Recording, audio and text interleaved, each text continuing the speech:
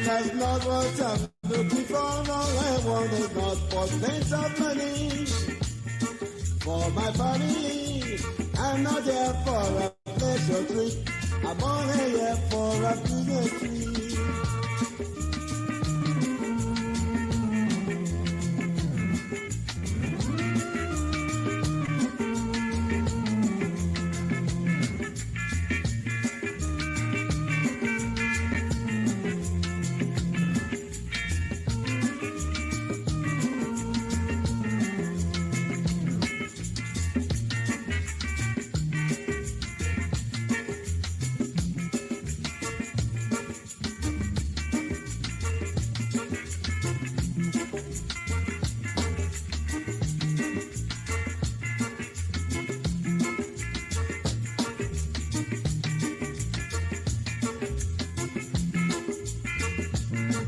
Sing as a song, only song can do my love.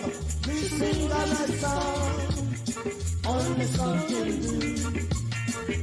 I used to know the mornings and that's not what I'm looking for. I kissed too many lips and that's not what I'm looking for. All I want is not for plenty of money for my family. I'm not here for a pleasure trip. I'm only here for a business free. Espero, olaga, iglesia.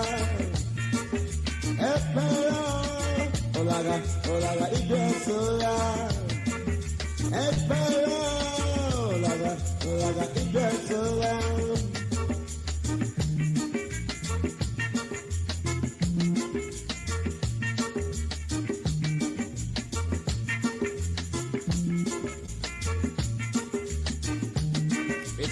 Joe, you're not here for a pleasure trip, that is true. You're only here for a business trip.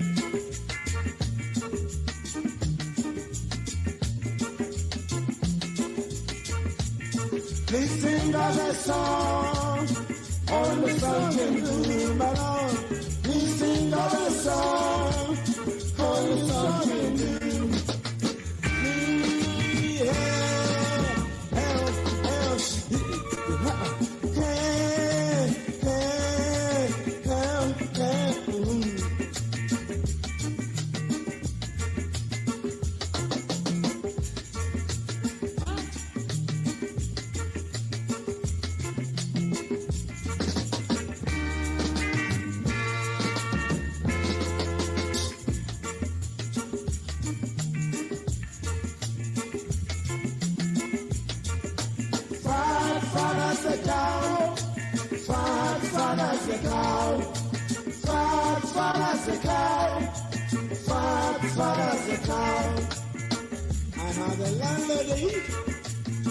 When I was a little girl, I had a landlady. When I was a little girl, want me to be her boyfriend, but I said, Mama, you're too fat for it to Jonas. If you happen to see my landlady, she brought out my room. Fat as a cow, fat as a cow, baby. Fat as a cow. Fat as a cow, and her waist 44, chest 44, legs 44.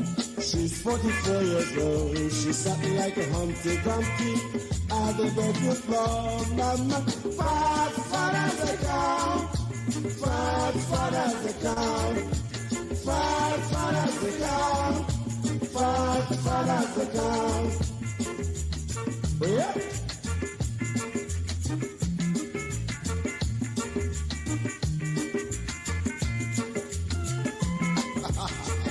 Honestly, Joe.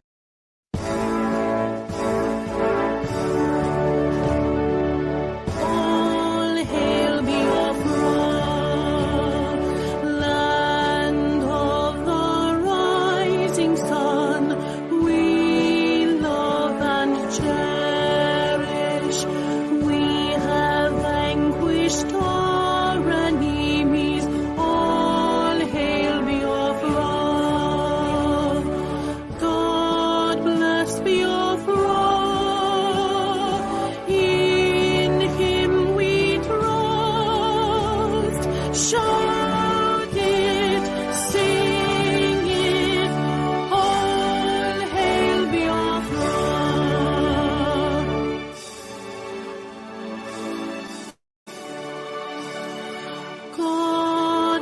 us, Biafra,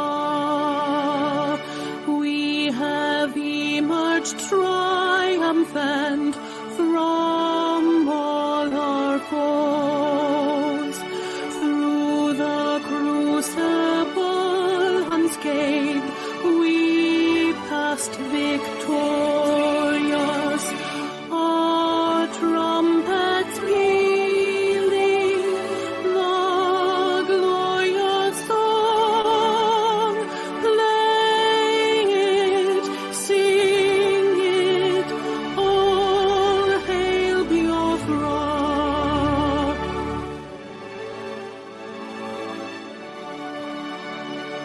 Oh, hail Biafra, we shall always remember all that perished in the struggle for our freedom. All hail our heroes. Our prayer shall be known both day and night. Say them always. All hail Biafra.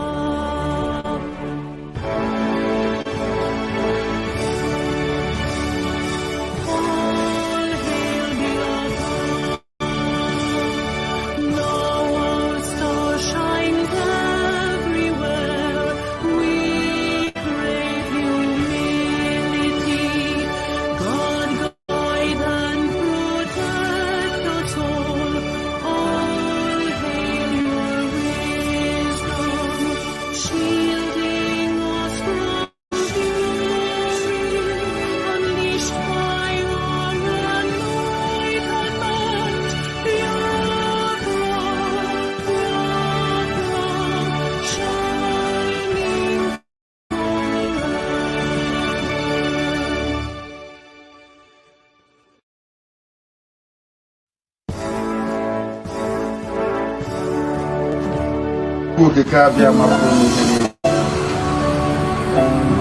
onye anyị na-efe na-agọzi aha nsọ ya, onye duru ndị ya n'ụzọ ije si ebe niile dị iche iche ma ala Biafra. Anyị na-enye gị otuto, anyị na-enye gị nsọpụrụ, anyị na-enye gị eja n'ihi ihe gbasara IPOB zuru ụwa niile oke. Onwe ebe ọbụla ị gara gị ahụ IPOB ụmụnne n'ime nzọpụta na nwere onwe Biafra. Anyị ji ofu obi were ịhụnanya, were mmekọta nwanne na nwanne wee na-aga ije. Ihe na-asị na ọbụghị mmadụ dị ndụ na ọ bụ nsogbu ya bịa. Anyị na-asị na Biafra ga-agapụta nke anyị. Ise ọrụ bụ ndụ nwere ndụ azụ. Nwa mmadụ nwekwara nwa mmadụ ha anyị na-ekwu. Ọ ga-adị Biafra na ndụ. Ise ihe Chineke nna nke pụrụ ihe onye obi ya nwa na onwe ya kere anyanwụ ka anyị na-ele nwanne n'ime mmụọ na eziokwu. Ozi nwere onwe Biafra. Asị na Biafra ga-abịa anyị na mkpọkọrọ. Ise anybody I curse is cursed. Once I condemn you, you're finished. Ask the Sabo, those that tried to take over power when I was in prison, because I valued them, thought they were doing what we all swore to do. As soon as I went into prison, they started to connive to take over power. Where are they today? Because I cursed them. So what is this? What do you like? What do you like is in public.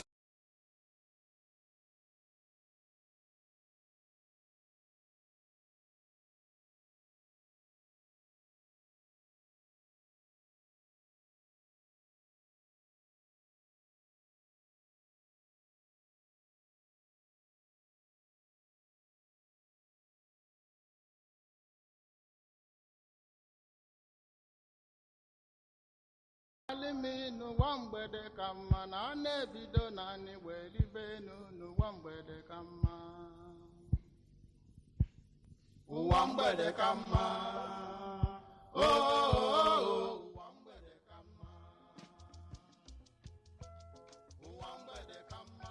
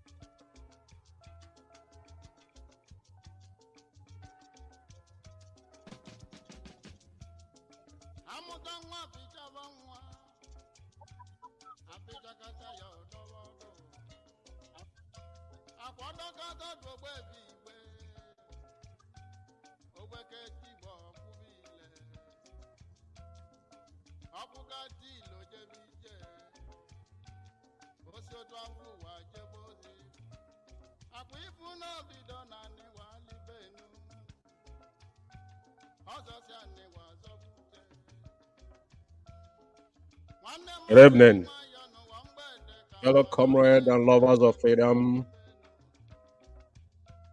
My name is Amaz George Chukwume. I reside here in United Kingdom. One of the principal servants of indigenous people of Biafra here in UK. Tonight is the first day of our Lord, September 2023. And it's good evening, London on Biafra Radio.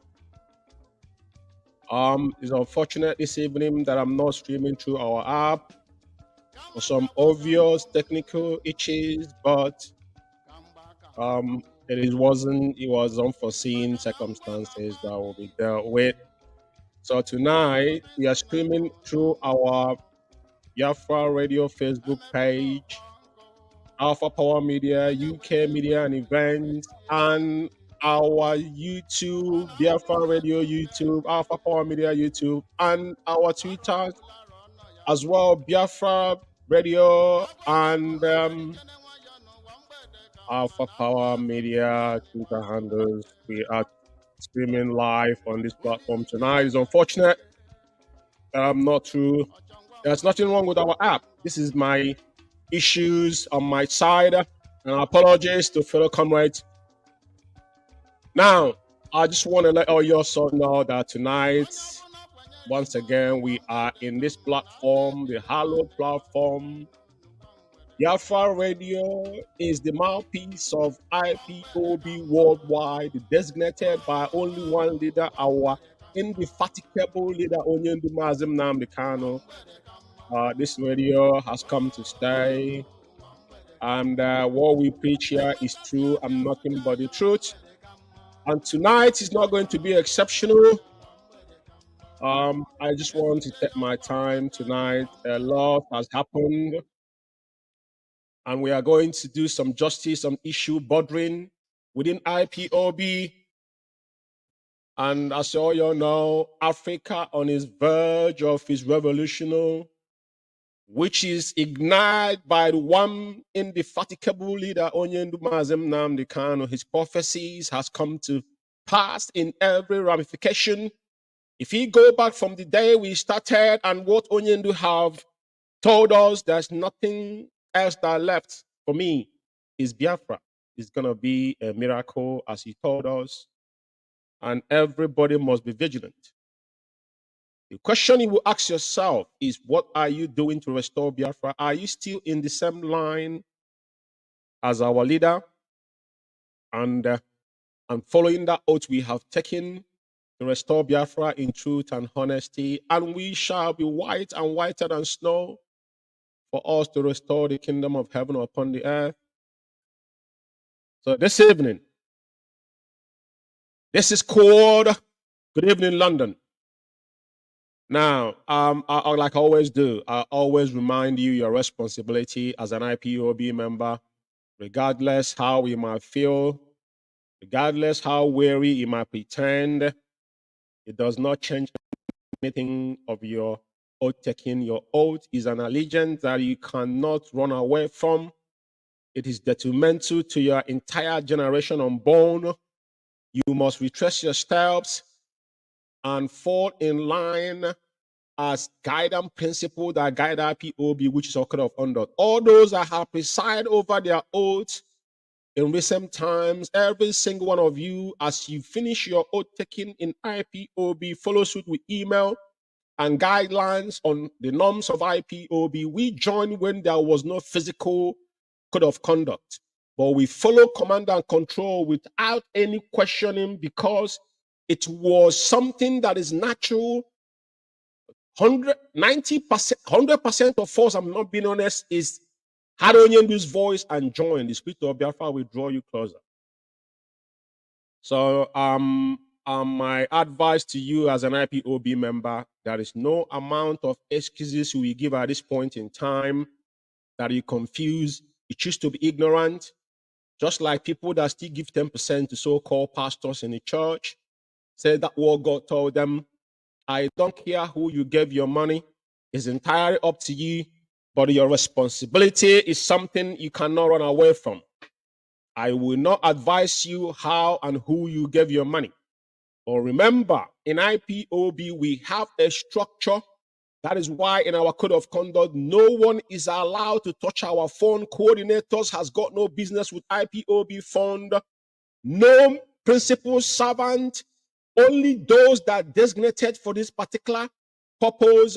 The head of finance of IPOB is not only but Mrs. Madam Nenianya, and that is the only person Onyendu designated as our head of finance worldwide. And over time, we had it 1,000 times that any account that Madamaya can now remotely see, that account must be shut down. That is an order from Onyendu. It does not matter. But when Chika Paul Dozem, the vegetable himself and his cronies, wanted to destroy IPOB within, the enemy at the gate, they bring all manner of things and excuses. But today is playing in. As we come to this platform, we will always remind them, because our argument from day one was that they disobeyed our leader, and they went on the radio Biafra that week where we worship to malign and desecrated that radio Biafra. In the name of that, they are fighting against Onyendu and his entire family. The radio Biafra that Mazen Nandekano slept on the street of London with his younger brother, Canon Takano. Some of you will not live to tell the story of what the evil that you guys have committed against our people, but our issues that we will guide you. The only favor we do to you guys is that we will guide you. So tonight will not be the same. And we are calling on every single IPOME members, those that have fallen on the website, those that are confused. The time is now for you to do the right thing. Some of you were not here 2015. We were here 2015. We knew what happened. The script was never changed. It's the same pattern they have been praying. The same thing they did 2015, they're doing now. That's not different. And some of you that are jumping from one group to another, that's exactly what our leader says in the past, that every single group that been formed by the Igbo, from Igbo Union to Ohaneze Ndi Igbo, every single one of them does not hold any ground, because the moment money shake hands, Ohaneze Ndi Igbo is like a political, jingolos out there. They are the one that put us in perpetual slavery, servitude. So what I'm saying to you is that if you jump in from Peter to Paul, you are not an IPOB member. That means you're questionable. That means you did not know the purpose of you joining IPOB in the first place. IPOB is not from where you cross carpet. It's not a political wings that you're looking for something to gain. I had one of their so-called dogs today talking about they join IPOB to restore. He's not talking about how to get Onyendu out. They will tell you they're working secretly. What are you doing? There is no secret anymore. Anybody anywhere telling you that is working secretly to get Onyendu out is bollocks. As a British man would say, they have nothing to offer. And you know one thing about our leader is spiritual inclined. It was sent by Okike. That's why they have said it. He's not begging for his release, for his freedom. He's not anxious about him being released, because he understands the purpose of him being where he is. That is one thing many of you must take into account. It is not a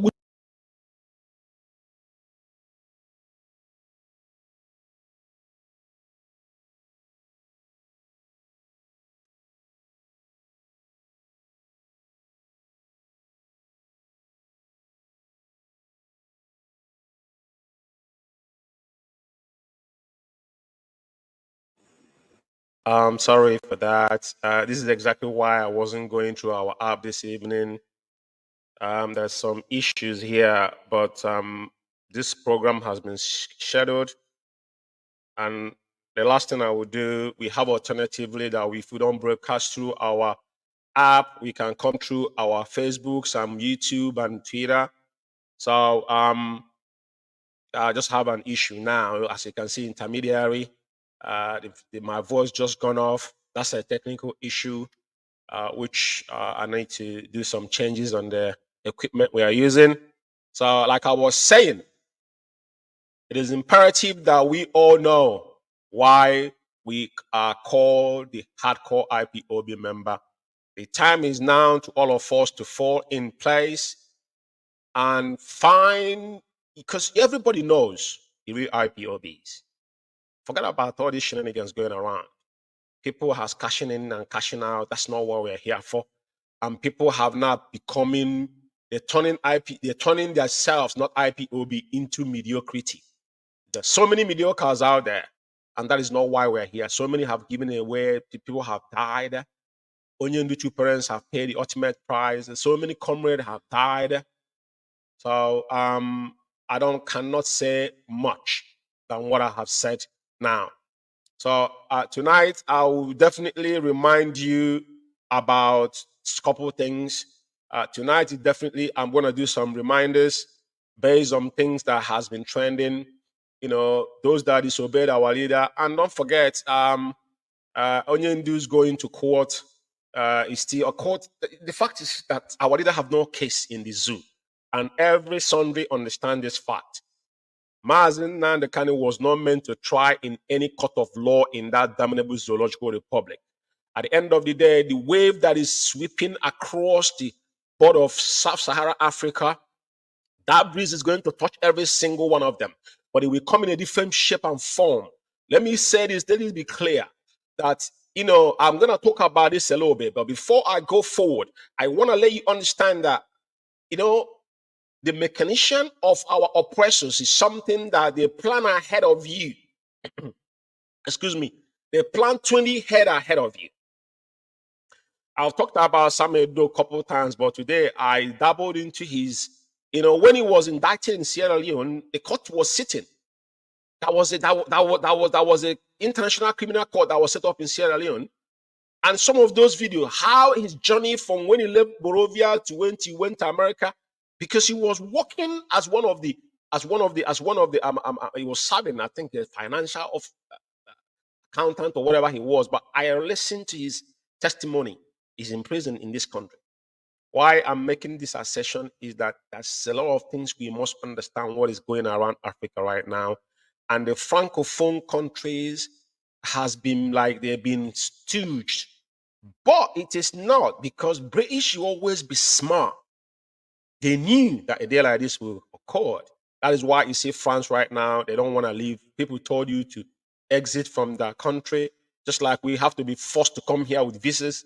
And now you are now opposing yourself to the people. This is impunity. And it's very good that now they are now the ones forcing themselves. That these are scavengers. They told you that the colonial masters, and they asked them, before you came to our offshores, why we're not living there happily before you found yourself hungry?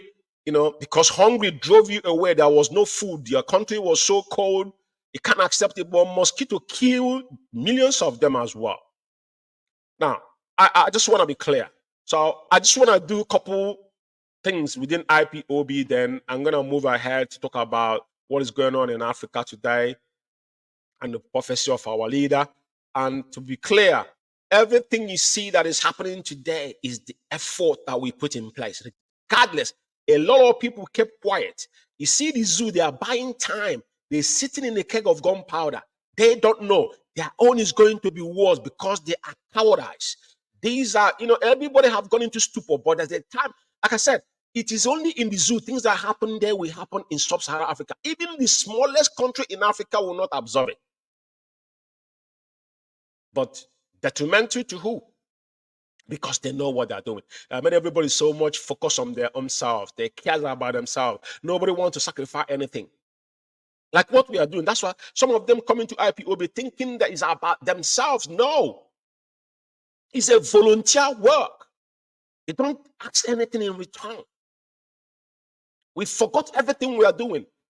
We put our heads and lives online and made a promise that will not fail. And that's why we're here. Tonight, for what we are going through in IPOB today was something that was orchestrated. Just like now, when Ebubago was fall, Onyendu, I will talk about it a little bit, but let me say something to you. Majority of you do not know what is going on in IPOB. Some of you just joined. Some of you are clapping hands. Some of you are from over the fence thinking that Onyendu, I love Mazim now, kind of from a distance. Question is, what have you contributed toward? It's not about a couple of you that are donating a couple of dollars or pounds. It's not a problem. It is something that people will pay one way or the other. Because when Biafra is restored, we have records. Forget about all these people that are running around, because at the end of the day, if it was happening in America, because after America was, after they're independent, and now they went into civil war within America themselves about slave masters. So if it requires us that we have to fight within ourselves, that's what Onyeni say we want referendum. Those that agree that they want to belong to Biafra, we don't want arms anymore. That's why we don't want no small arms. We know the damage they have brought into our life. All these things was pre-planned. Now, for those people that are still arguing and how we get to where we are, those that disobeyed Mazim Nnamdi Kanu, this is our argument. From the onset, someone like me, Maz George, you may go and check my records. I don't come out and speak anyhow. Everything I say is fact-checked. And when we told them, because we were sure, like I said, 2015, I was here. I traveled back home, the first court Onyendu went. I went from the Lagos to Zoo capital and came back in UK, and we soldier on. And we fought it and knew till Onyendu was released stingently, and at the end of the day, they invaded Onyendu house on 14th of September, and Onyendu escaped that onslaught, and after 13 months later, he appeared in Israel, and will still continue till today. And now he's been kidnapped. On 2022, which is on, I think that was on June 19, 2021, Onyendu was kidnapped in Kenya and tortured 8 days. And at the end of the day, he was actually renditioned. Crime against humanity. That is why the court is something that has got no foundation. That is corruption in the highest. That says it's just like America today. You see, regardless of everything we are fighting, you see what is happening to Donald J. Trump, because the truth must be suppressed. Just like when the COVID came, people like us told them, even if you want to pay me £1 million, I'm not taking vaccine. I never take it, and I will never take it. I was walking throughout the COVID. Not remotely, on site job. I never get sick for 1 day. And I refuse. If any job you want to give me has to have precondition, even traveling to take vaccine. I see Ice Cube. Ice Cube was given a project of about $8 million. He refused. He rejected it. People have died because COVID was systematic to remove Donald J. Trump, which they did. But today is haunting all of them because the truth must be told. And when it just cause, when people, the world, the power is shifting. As you can see, there is that, one man is changing all these things. And who is that man? Some of you don't know the wave that is going on around the whole world. His words must come to pass. Is anything that is sat down on Radio Biafra? That is why when you see shenanigans, people that come and desecrated that holy platform that give birth to this Biafra Radio, that ever again in their lifetime, the same way Biafra Radio International have gone in oblivion, that is the same way Radio Biafra has gone into our archive. Just like when they hijacked the app, at the end of the day, what happened today? Everything they have done, Biafra Radio have come again to rescue our people. So I want to play a particular voice because Benjamin Imadibugu testimony can attest to every argument. He don't need to argue with anybody again. On issue about those that disobeyed Onyendu, and I have gone into to destroy IPOB within, lies on regardless every other information we have had. Though he has got no legal right to deliver message, but they thought that message was going to be on their own favor. But as you can see today, every single one of them, the both sides of I today, all of them are running helter-skelter because none of these individuals can survive without IPOB and Mazen Nnamdi Kanu. They don't have any agenda. Like I said, those that was with us 2015, 16, 17. Remember when the former gang, the DOS of what does he call his name? Umiumiu and Clifford, you know them coordinator of all coordinators. On their own days, they were claiming after they went through the back and emerged with Tony Nadi, they say they have the so-called roadmap. We were laughing. The same way we are doing now, we came out, we fought against them, including Imam Mezu. Let Imam Mezu let himself to be used. Over time, every ill practices against our leader, Imam Mezu has been an instrument to it, and is a man that Onyendu love dearly. Respect him highly.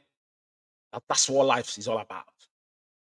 So tonight, everybody today that is said they're fighting for Biafra, they want Biafra to be restored, they cannot get their mouth and their eyes off Onyendu. That's something Onyendu said the other day, was on Twitter, and he made it abundantly clear because our leader will always say things the way. Where did I bring that Twitter or not? I don't think okay, yes. I think I brought it. Yes, I brought it. So this is one of the things our leader said. This is Sahara reporter. He said pleading with Nigerian government to release Mazen Nnamdi Kanu is an insult.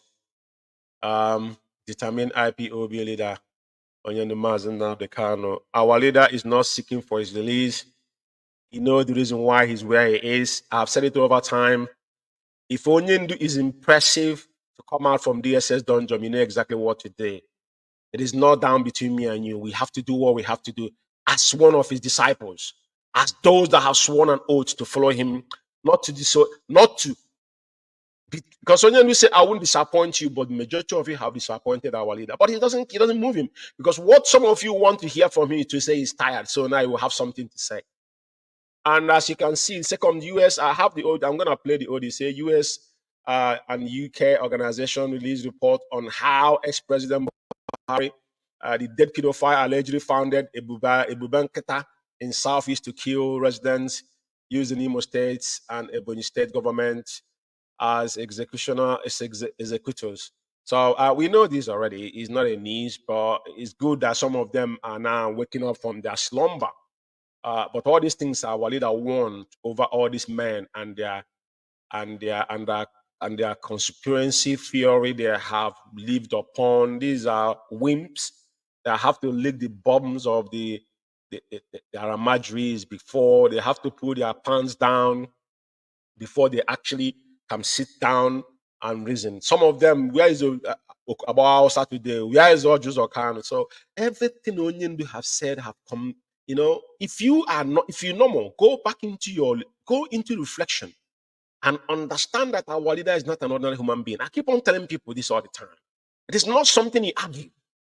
You can pretend all your life. I don't care. I didn't hear your voice. I joined this struggle because of one man, Onyendu Mazen Nnamdi Kanu. I don't need anybody to preach anything to me. I don't need your second opinion. I don't need anybody to tell me anything. Some people say, oh, go and follow Simon. Who is Simon Ekpa? Simon Ekpa is just ordinary individual. If you have any agenda to preach on Biafra or to fight for IPOB, it's entirely up to him. Let him carry on. And Onyendu is being incarcerated. He's not the one to get Onyendu out. For whatever he does is not for the release of our leader, Mazen Nnamdi Kanu.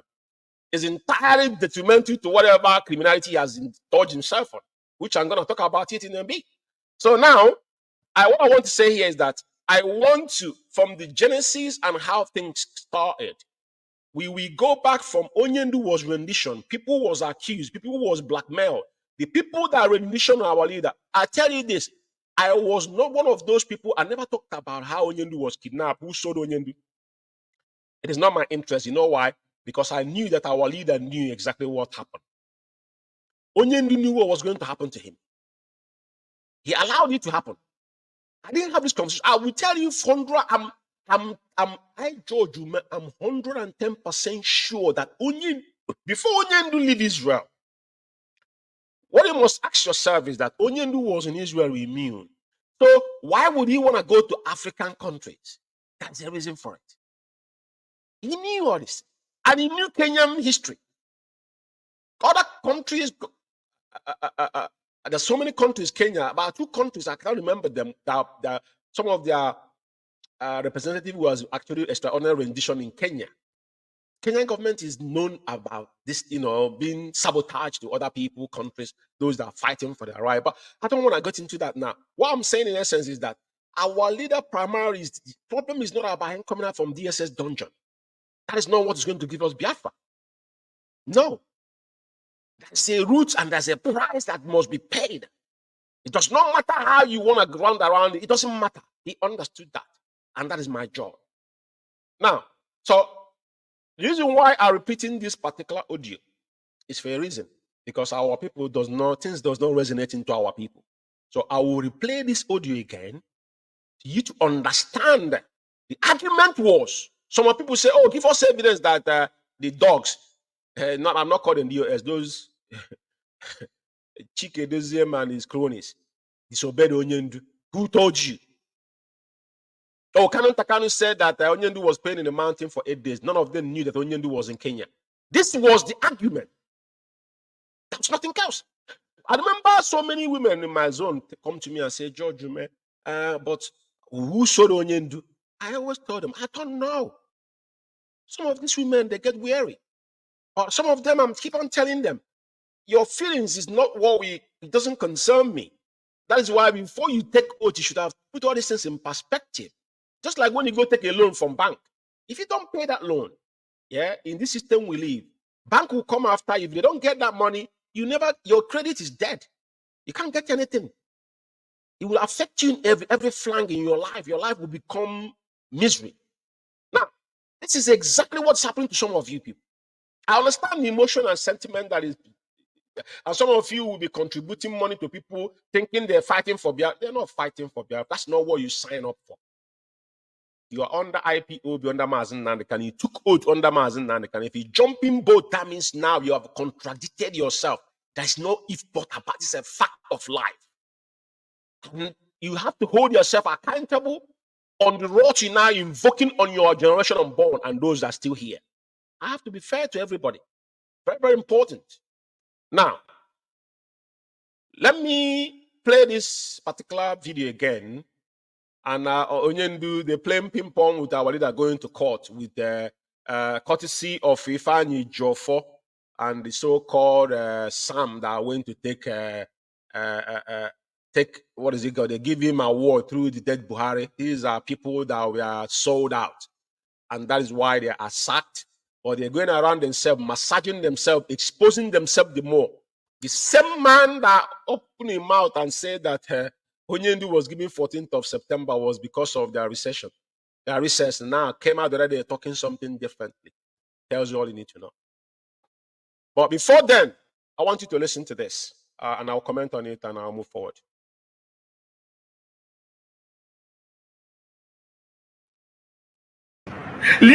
DOS you were because of Lias stop put it at home. Have I stop on immediately? No, you know where he were. The road I continue let me sit at home. Open the announcement somewhere. Ozili no lazy fanya jo forcing wuru ozi fanya lazy so fanya jo for lazy bozi yasri. Ozi aloye ejumako lazy bozi yawasri. Ozi maswell mas barisa maswell. Obara lazy bozi yawasri. Ozi barisa chukwemeka ejo for lazy bozi yawapo Onyendu. I want to give a fortune. Biafra Alpha Power Media International. Yeah. Now, it's very important. This is the only part I wanted from this guy. to kill the argument. Whatever argument we had, this is the only thing I want to kill the argument, regardless how anybody might feel. But thank God that he actually opened his mouth and said that Onyendu said that no one awarded DOS. He was angry with DOS. But what he forgot to say, because he was being economical, that is why he shouldn't say anything if you want to be, economical with information Onyendu gave him. Because the point is this, that David Madubugu, Benjamin Madubugu is part of the problem. He is Mad. His name was mentioned in Emeka Ejiofor's memo. And there's something he was doing before as an emissary. That's why he doesn't live in his village anymore. He used to live in here, and now he lives in Abuja for a reason. That's why I told him, if he cough again, thunder will fire his generation.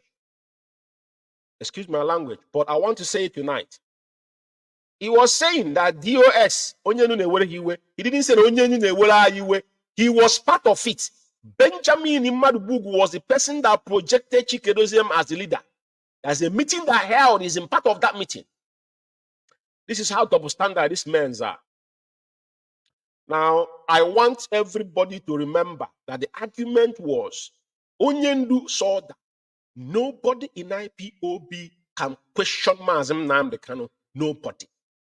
Is written in our code of conduct. And who is breaking that code of conduct is actually the person that signed it. Chikedozium is liable to go to prison in any country. If I'm telling you the truth, if any Chikedozium step on anybody's toes and he appears in court, every judge will hold him instantly because he signed that code of conduct. He signed that code of conduct. If Chikedozium today can open his guts, that's why common South Africa, they ran away in South Africa. Imagine what will happen to him in any place in Europe. They uselessly gather some riffraffs. They went to Finland to go and make mockery of themselves. They're looking for Simon Ekpa. For what? Who is Simon Ekpa? Who allows Simon Ekpa into what he's doing? Who gave him the green light on what he's doing? Is you? Is it me? Who invited him in the meeting that he wasn't a member of IPOB, wasn't under oath? Is it me? It's you. So every betrayal, the open rumor account, Chikedozium dabbled into our finance, is against our code of conduct. That is what guides IPOB. So if you want to deal with this individual, you don't need to. I told them before, I said, some of the, ignorance is not excuse in court of law. I didn't join IPOB off heart. I know exactly. When the code of conduct came out, I picked it up, I kept it. Every single member that I have presided over in my zone, at the end of, is a mandatory. After your oath taking, that email will reach you. After you fill your forms and everything, you must have that code of conduct. So you wouldn't say, as you're signing your form, is accompanied with code of conduct. That's not some of all these people that are misbehaving. I tell them, you don't need to, I'm not asking you to come to IPOB to pay. No. Those that are under oath, I'm not begging you. I'm not going to call you on, nobody's calling me on phone. It is your duty. And when you fail to do it, there's a huge, destruction waiting for you in your generation. Some of you think it's a joke. There's one incident that happened in my zone. There's one lady. And I let her, I don't take sizes. I was on middle of oath, she was mimicking about the words. Then I had to kick her out of the online and take it personal at the end of the day. But she later confessed to me, apologized that one of the women there was working with Simon Ekpa. They were trying to cause problem. There's so many of them, even in my zone. I know so many of them. I don't have issues with you. Once I preside over your oath, regardless whatever you do, I won't utter a word. Because you're playing with something you will never in your lifetime. You think I'm stupid or maybe I don't know what I'm doing? That is why I don't joke with it. Even if my mother cannot be in the meeting that I'm in as an IPOB member, but Chikedozium allowed it. That's where all the problems started. Now, Benjamin Madubugu is part of the issue and the problem. But he never said, and he never said we. He said DOS, Onyendu is angry with DOS, but he never put himself there because he's part of DOS. and is a part of people that projected Chikerism as his leader. Why our leaders in the language in the SS dungeon. Tells you all you need to know. This is where our problem started. And about Onyendu being kidnapped, they lied. And pointing finger on Nenyanya, pointing finger on Caroline, pointing finger in Canon without knowing that the person that brought this particular matter. That is why. There was something that happened to me one time in one country.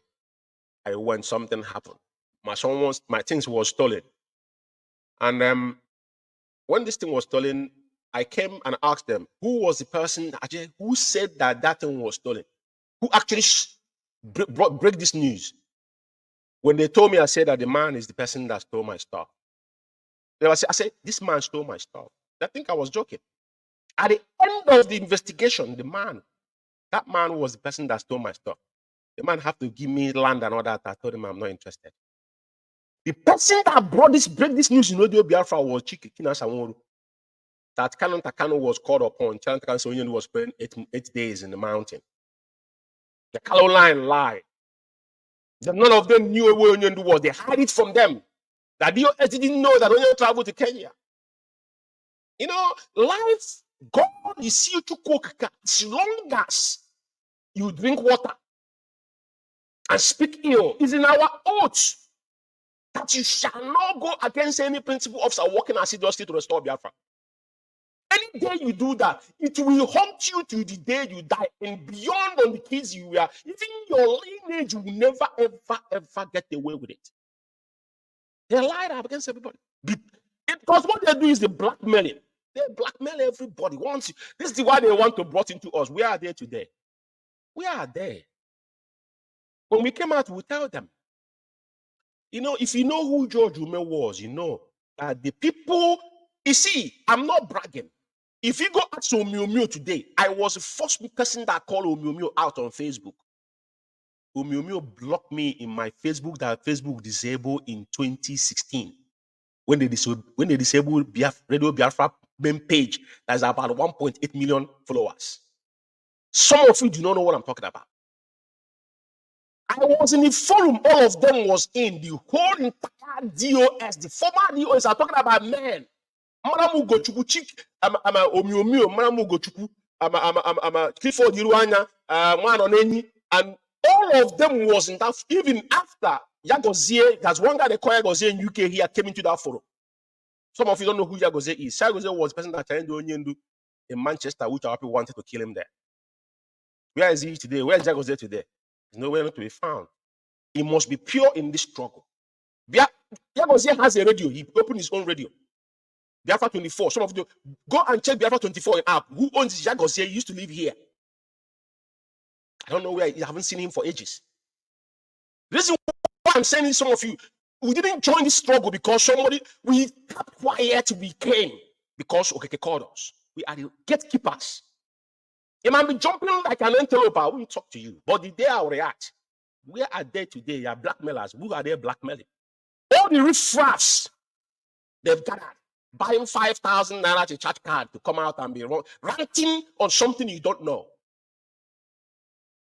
Your generation, the one they call Straman, he died miserably. And the same way, you see all these people, they will die after one another. Their death will be miserable. Every single one of these individuals that have come out and black. I said, every single one of you, I'm on Biafra Radio saying it.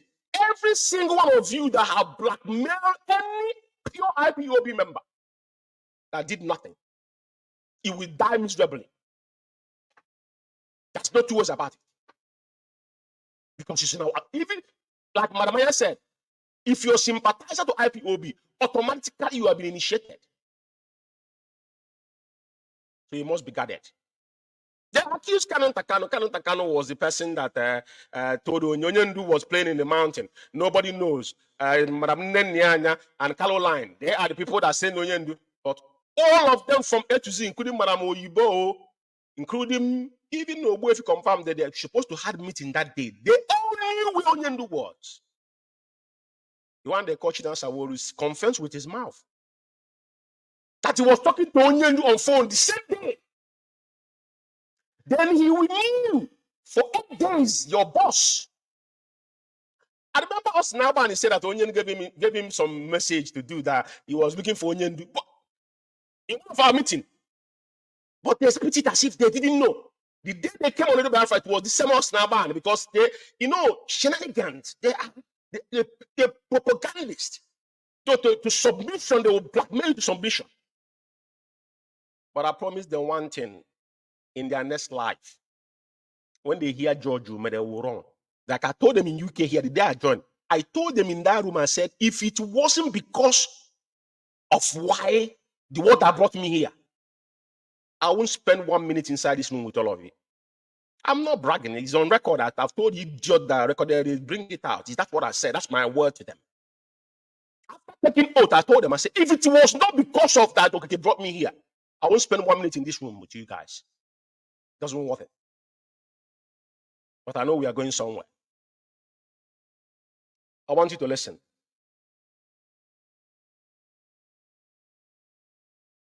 On many occasions and failed. But, Chukwu Kabiyama is great. Last month, when we asked him to come also, he went there. He could not see him. But so God, with infinite mercy, last Thursday, he went there and he was able to meet Mazen Nnamdi Kanu. And we realized also for the fact that there is nobody from the leadership who goes directly or who can be able to communicate to Mazen Nnamdi Kanu. That people took that opportunity to blackmail IPOB leadership. They took that opportunity to blackmail. You see, the word blackmail, he used it over time. This guy, I don't know who this guy is, but that is what this guy lives upon, blackmailing people. He has blackmailed so many people and murdered so many people as well from a distance. But you see, to blackmail, they ask him, who is this leadership you're talking about? When do we have two leadership in IPOB? When did you initiate leadership in IPOB? Leadership without our leader? This has been our argument from day one. Listen carefully. We will repeat this anytime I come on air. This is a promise I made. Every time I come on air, I have to remind you about this individual. Because this is what they did. When they were ranting before, they didn't know that people like us were taking, the gatekeeper was taking account until when we emerge. Just like people now, they have accepted because our argument is superior. It is obvious. It is Mazen Nnamdi Kanu. What else do you want to talk about? Omiomio. Omiomio. Do you know the crime of Omiomio? You want me to tell you? Only in the court meeting, the whole DOS then, board of DOS then boycotted the meeting. But Omiomio showed up, which is head of the Directorate of State. Madam Nene, head of finance, showed up. Chike Doziem was European rep then and secretary to DOS. Showed up. And Chukwudo former showed up on that meeting. And only to order Omiomio to suspend the whole DOS indefinitely. Omiomio came to his Facebook wall and said that he will not suspend them, that they are his comrades. And I asked Omiomio, have you done what your boss asked you to do, Omiomio, before you say, oh, hail Biafra? Because people like us, we were there, we think we were not there. We always ask you a fundamental question. He blocked me. That was Omiomio's crime. When the Adita and work, they want to remove Omiomio because say Omiomio, they don't like Omiomio. Omiomio was a 419. Onyeni said now, there is no single Igbo man that have left for greener pasture that would swear that they have never soiled their hand one way or the other. Unknowingly or knowingly. It's not your choice. Some of us made some decisions, not because we want to do what we want to do, but we have no option. That does not make you a bad person. That doesn't mean you live this as a life. Onyendu give us a benefit it gives everybody a benefit of doubt. Second chance in life must be accorded to every single one because we know systematically all of us went on to exile. It wasn't my decision to leave home. I have no option. And in 90s, I made money in 90. I couldn't go back home because of Bami. Some of you don't know who Bami was. Do you know what they have done to us? You know how many people of us that died? I couldn't go back home because once you drop in Murtala Mohammed Airport, they will pick you up. Even though you're doing wrong, or they don't care. These things we went through, Mazin Nankan came to replace some of us. We have went through hell and come back. And you think this is about who you like. You think this is a Pentecostal talk. You think we're talking garbage here? These are clapping hand behind people. Are we looking for someone to? Am I looking for someone to show me direction on where to go? Am I listening to orator? Am I looking for somebody to inspire me or what? I don't need none of that. I've already been inspired. I know exactly what I want. I know exactly why I joined IPOB. That's why you can't tell me to listen to anybody. I don't need anybody to listen to. If I want to know something, I can do my research, permanently without no question. That's nothing I want to know today I won't know. I don't need any help from anybody. I don't need help from no man. To be fair, blackmail was what they have initiated from onset. But we don't blackmail.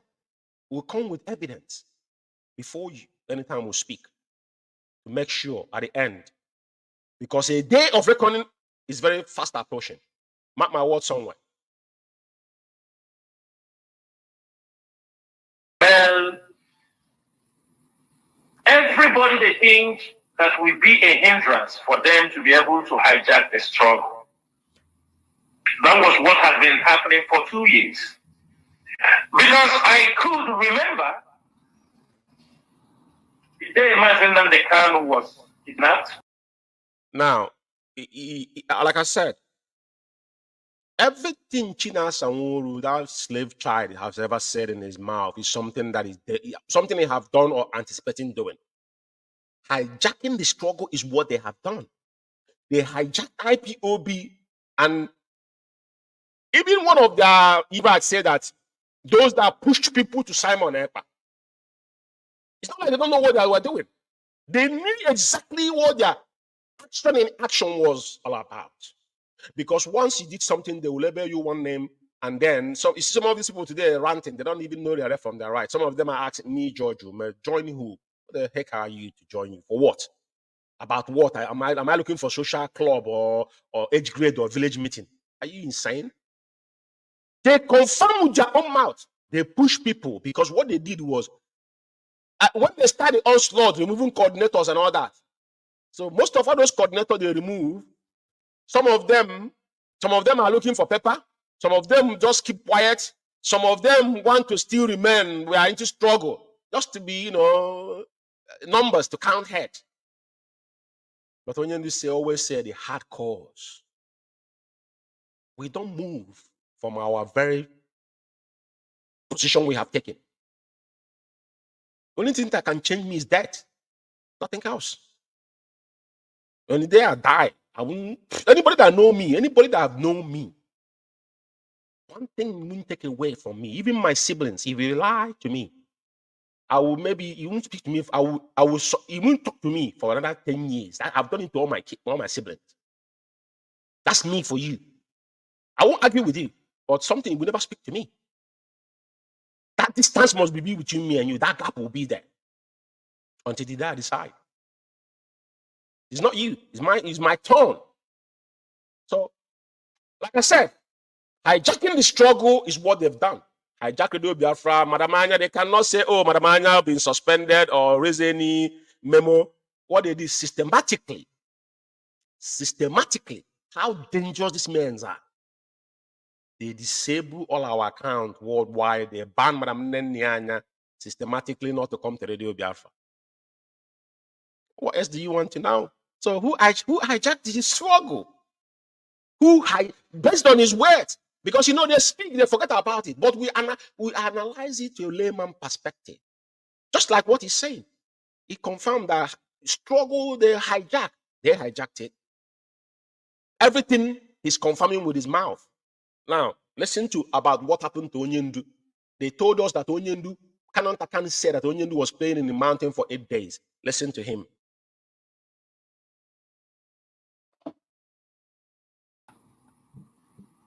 Everything was in order.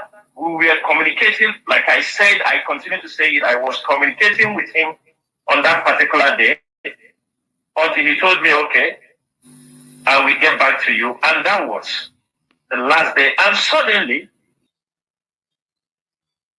we were communicating, like I said, I continue to say it, I was communicating with him on that particular day until he told me, okay, I will get back to you. And that was the last day. And suddenly, when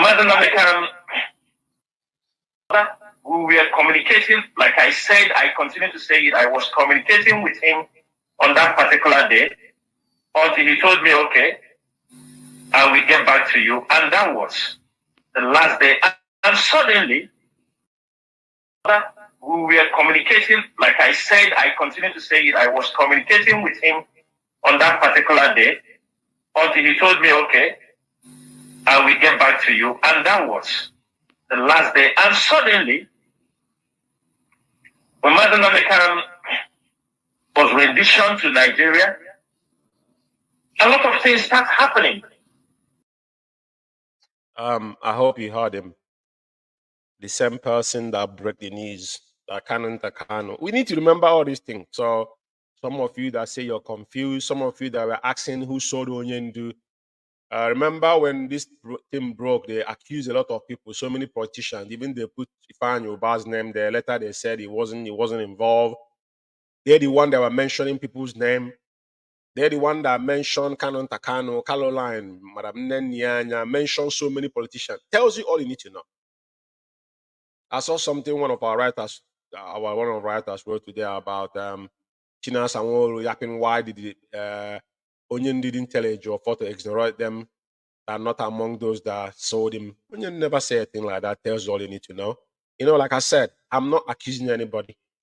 All I know is that as long as you are an oath member in IPOB, and I know that our leader is not hasty to know who sold him, there's much time for that, because that will be a distraction. But as they're now, they are confessing with their own mouth, we might as well talk about it. So it's entirely up to you to make your judgment. Those that sold Onyendu is before you. And that is why today they don't speak anymore. You see a couple of them come out and be talking. This useless one that lives in Ireland, that one, I don't think he works anymore, because you see him in the afternoon talking. What he's talking, he don't even know what he's talking about. It was called.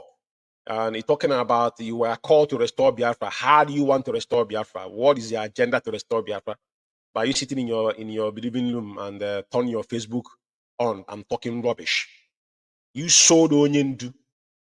Because when we have issue in UK here about company's house, I remember after you guys called Maz's age, and I had a one-on-one chat with you, and I asked you a question. You can't answer the question. And the deputy European rep. What is happening today in Europe is you people. You people are in charge of Europe. And Simon Ekpa invaded IPOB. None of you did anything.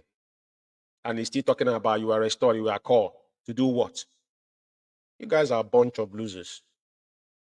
Anyway, now I want to play Ezekome's voice again. I want to remind you, these are sacked attorneys, but they are the people that have collected money to be mimicking and to be seen. They want to make sure that Onyendu remain perpetual in DSS dungeon, because as long as Onyendu is being locked down, all of them will be cashing out. He is the same man that told us with his own mouth the reason why they gave us the date they gave us. And he went back again and brought a written note, which I'm going to put up here. This is a reminder, like I said, this is a reminder, because our people easily to forget. Reminder again. We should have hierarchy of costs within states, so that each state of the federation should have its own hierarchy of costs, from magistrate to customer Court to High Court to Court of Appeal to Supreme Court. This is how it happens in the United States of America, from where we borrow our presidentialism. But here, the smallest case will go from the smallest village and end up at the Supreme Court. And all the politicians will fight dirty, will quarrel, will not put their hands together. All of them will come here. So when the Supreme Court is beginning to have like 19 cases in one day, like a magistrate court, then you know there's problem. So they looked at their dockets and discovered that the next available date is after the vacation, which will be 14th of September. I hope you listen to the reason why I'm putting this up here is very important. This same man said this, and this was memo he brought out on the 2nd of August. And the same memo is saying on the 11th of May, 2023, the above appeal came up before the Supreme Court, and they were adjourned on 14th of September 2023 for definite hearing. Perhaps it was not known to the Honorable Court at this time that the Supreme Court will be still in its annual recess. Now, you ask yourself a question. Double standard. Very important. Very, very important. I want you to highlight the evil, because they think they will speak. We don't keep account to follow them. Like they speak anyhow, we don't speak anyhow. We speak with evidence. With his own mouth. Even though I already have no case to answer to. But this is the people that are working against our leader. And IPOB at large. I will always remind you, because when I say something, I always bring evidence with me. The same man was the same person that collected this award from dead Buhari. The same executive collected this. I want to remind you the reason why he's playing double standard. He cannot serve two masters at the same time. He collected this on 16th September 2022. This was affirmed to him by dead Buhari on 11 October 2022. You know, so from 11, it was affirmed on 11 October 2022, and 2022 National Honor Award letter. Mike Ezekome, numbers was written there. I'm not going to leave the garbage, but this is a ceremonial. This is the office of the Honorable Minister, Federal Minister of Special Duty and Intergovernmental Affairs. Special duty, quote, special duty. You ask yourself, what is that special duty that is doing to them? Special duty, they gave him special duty award. And you can hear him now, how he's dabbling into issue that concerns our leader. I will leave it there. I want all of you to see and make the judgment yourself. Now, there's something that I want to play, because I have that. I've showed it on Sahara Reporter, and there's a write-up. So I found a special investigative. I found this audio. This is an audio. Someone put it in audio. What exactly that happened? So this is you know, when a Bubago was formed, a Bubago was to encounter ESN, because the dead Buhari and his hegemony, his cronies, which is the Fulani hegemony, their agenda to Islamization of the whole sub-Saharan Africa. And we push back because they want to dip the Quran in the East, right? Atlantic Ocean, as Usman Danfode promised them, and that's what they're trying to accomplish. But they all, like Cesar Fries, you know, caught them in Ebola for whatever. They could not make it in those days again, and ESN have stopped them once again. So now they went now and connive with the traitors in Biafra land. That is why you see what is happening in Biafra land today. And that's why I've warned. A lot of people don't know what small arms would do. If you don't have experience of small arm, I will indulge you guys to go and study. See, some of you that are shouting, what. You don't know what small arms is all about. I'm going to place Charles Taylor's testimony one day. I'm going to have time. I will dedicate that program to educate you guys when it comes to small arms. I've got the video. because I was around in Sierra Leone, even when I was back and forth in Sierra Leone, when that court hearing was going on. They stationed it after the end of the last civil senseless war between Sierra Leone, within Sierra Leone and Liberia as one. International Criminal Court was set up in Sierra Leone, not in Hague. It was set up in Sierra Leone, and they conducted the hearing there and sentenced them there. Now, I'm gonna play it one day to show you. So some of you playing, oh, woto, this, that. This is a child's play. So they brought a bag. We knew, we didn't wonder about this, what they were trying to do. So now, instead of, because they know they won't use their foot soldiers to do it anymore, they give them uniform.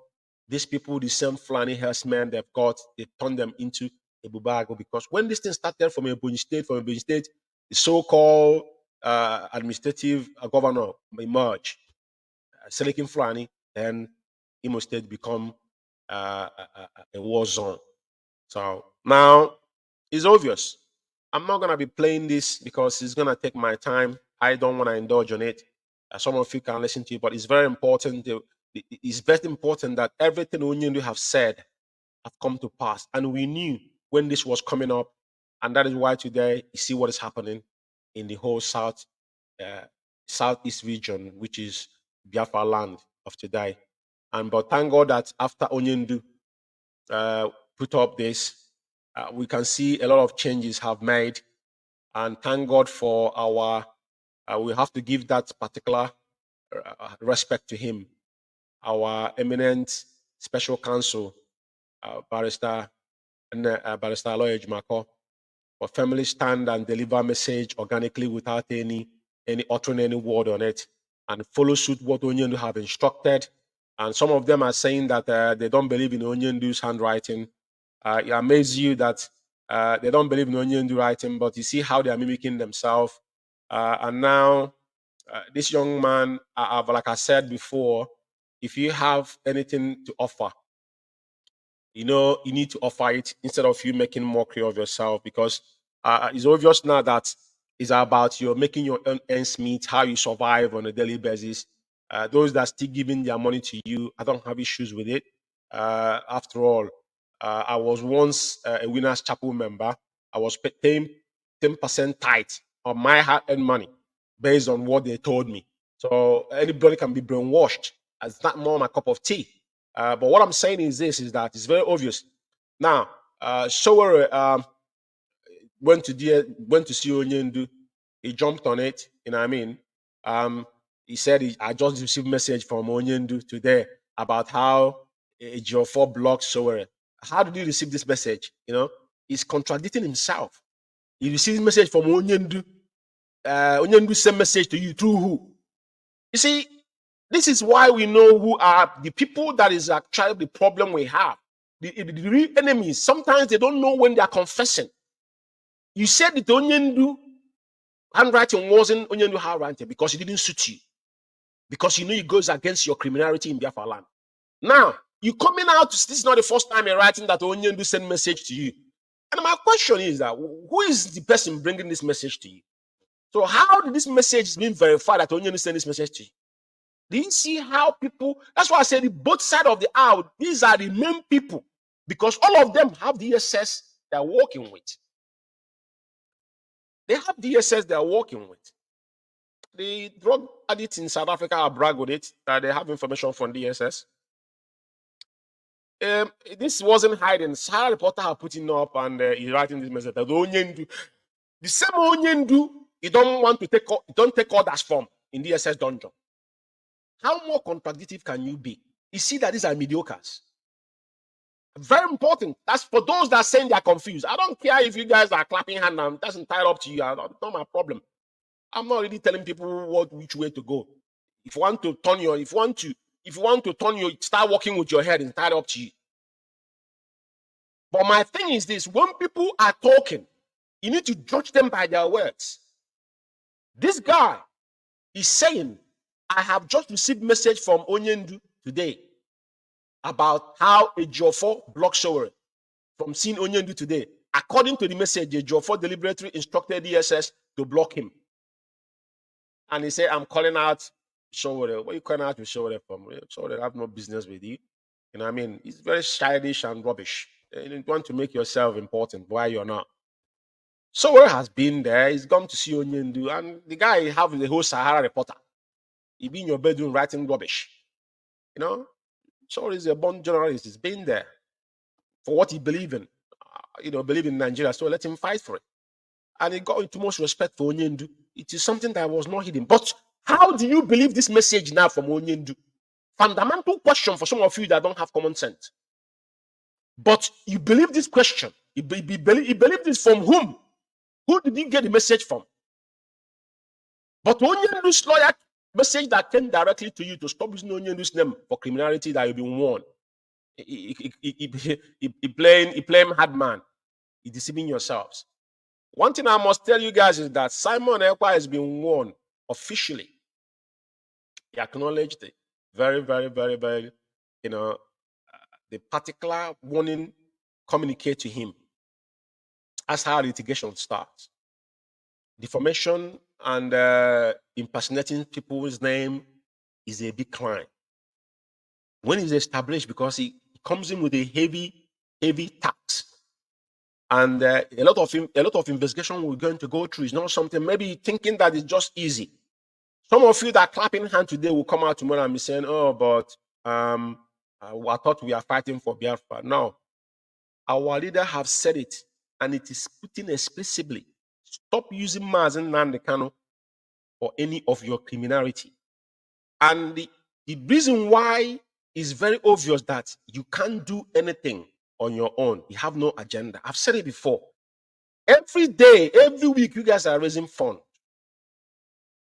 And in this fund you're raising, people that campaign against IPOB finance, including Chikedozium, to destroy IPOB within. Today, it has become your personal enterprise, gathering people and collecting money from them. You're killing people in Biafra land. But do that thing with your own picture and demand that money for yourself. Stop. Because every single time you put up this poster, we're keeping them. Your first Facebook account you used when he was talking against our leader, he disabled it. This time around, it's not going to be the same anymore. He disabled your Facebook account. All the things he said in the past, he disabled it. Or some of our people, I never paid attention on what you're saying, but my thing is that when Onyendu speak, I don't care who that person is. You've been warned. You've been warned. Stop using Mazen Nnamdi Kanu's name. You are claiming that you are government in exile, the fourth one in our time. Deal with it. Convince your followers without Onyendu's picture. You don't take order from Onyendu. Why are you using Onyendu's picture on anything you do? You're not a member of IPOB. You come like Ojukwu, claim that Ojukwu is our internal leader. I call him my leader.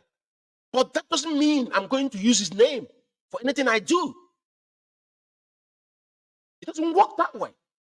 I'm saying this today because some of you now, when we started talking about Chinas and Woro and Co., when we warned about this guy, what to do to him, the so-called dogs was the same line with him because what they are doing was to destroy IPOB within. And today, I would have spoken, and you can see how double standard is it. Now he's getting message from Onyendu. Who is bringing that message to you? Who is the person that passing that information to you that now Onyendu cannot send message? Onyendu is in DSS. You can't take order from Onyendu. Onyendu is not asking to take order from him because Onyendu never give you any duty. You have no duty in IPOB. I'm saying my own clear the way it is. I don't mimic. We warn, and I'm gonna continue hammering because the day will happen.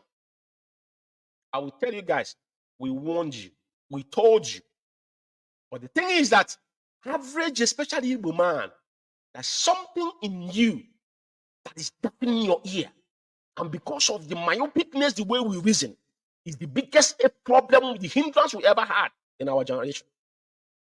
I think it's a play. This is not a play. We cannot allow mediocrity into what we're doing. It's not a joke. It's not a play. It's not child's play. Stop with your raising fund. Go ahead and raise fund on your name. This is a pure criminality. Remember that we said this to you over time. We are reminding you now because they will come. Some of you will start ranting. Oh, I thought we are fighting. It's not fighting for Mazen Nnamdi Kanu. It's not. For your information, Simon Ekpa is not fighting for Onyendu. He's fighting for his pocket. I, George, you said it. And I can give you 1,001 reason why. I just showed you. You don't pick and choose when it suits you. Whenever we find you one thing, we expose you because I don't give a F about, I don't care. Who is Simon Ekpa? Is he a member of IPOB? Of course not. If you have anything, if you have any agenda, some of you that are ranting, go and listen to him. What is he saying that I want to listen to? What has he said that different? Sit at home is something will start 2016 that you guys have destroyed. The only thing that will use that have worked, you guys have destroyed it. Because anything you will touch, you will turn it into stupor. You don't abuse things. IPOB was not first people that used Mahatma Gandhi started it. Freedom fighters in the past have implemented sit at home systematically. Civil disobedience, but not to abuse. You cannot oppress those that have been oppressed if you don't have common sense. I ask you, bring your 5-point agenda without mentioning IPOB and Mazen Nnamdi. Can answer if you want to answer, dog, entirely up to you. But you've been warned. Stop using Mazen Nnamdi Kanu's name. Now you don't mention IPOB. You mention Mazen Nnamdi Kanu. Stop mentioning Onyendu's name. I'm putting his picture to convince people to contribute money to YouTube because this is a criminal, this is a pure criminal act. You've been warned. I will drop it here. Some of you will be writing rubbish. It's not about you, I don't give a crap about all of you because I know that all your people don't have, some of you are, their margins are more, they're better than all of you. Even the ones that went to school, doctors and lawyers, that's not, your people are empty brain. Because when a man is ungovernable, you have got nothing to offer. You cannot reason. Useless person that disobeyed Onyendu openly publicly. Now you're writing that, you're tweeting that, which government of the world want to associate with individual like this? It is very quite obvious. Don't you know people do investigation? Tell me any sitting government in the world want to sit down with a man that is double standard. There's so many evidence against you in public domain. You just wrote that Onyendu got message from our leader. In the other hand, they say, no, Onyendu cannot give you, can't listen to our leader from the prison. Oh, Onyendu doesn't send message from prison. Who do you think you're talking to? Yeah? When the message came, don't speak to Simon Ekpa no matter what, everybody was clapping. Yeah? Isn't it? You guys must be insane. Anyway, I don't care. This is not for. I'm not interested in people that have no brain. You understand me? So, what we preach here, it is concern our leader. In Biafra Radio, what we preach is about things that have to guide IPOB, not picking on people. It's not picking on people. This is a fact, and it's been said. Onyendu have said it. There's no other place you have to make it open. It is in this platform. Do not use Mazen Nnamdi Kanu in any criminality. Simple as ABC.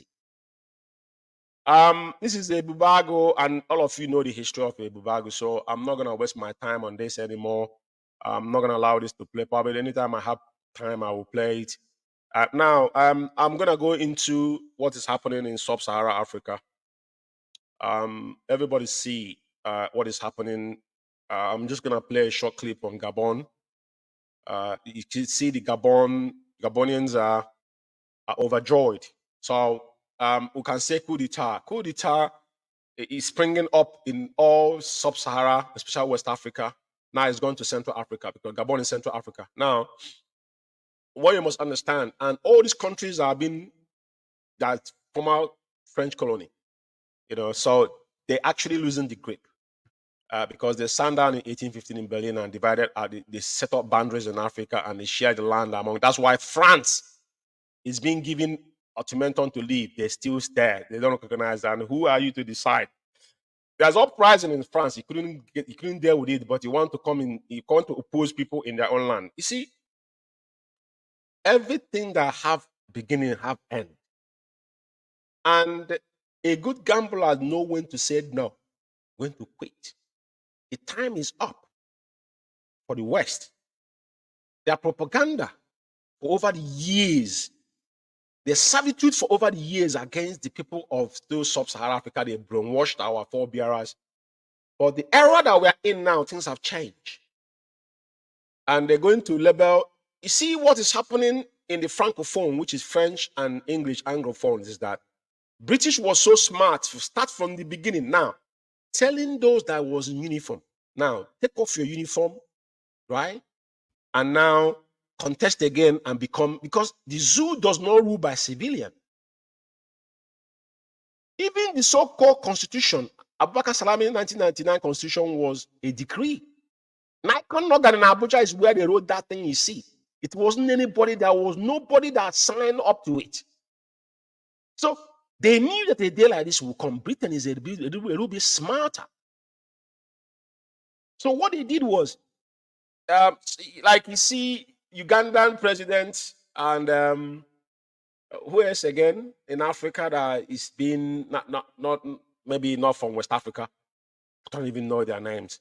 And the Cameroon one is there. The one is dying as well. Cameroon is being in turmoil because of the Ambazonia they've been fighting. So, but everybody expecting coup to happen in the zoo is going to be difficult because why? The people ruling the zoo is the military people ruling the zoo.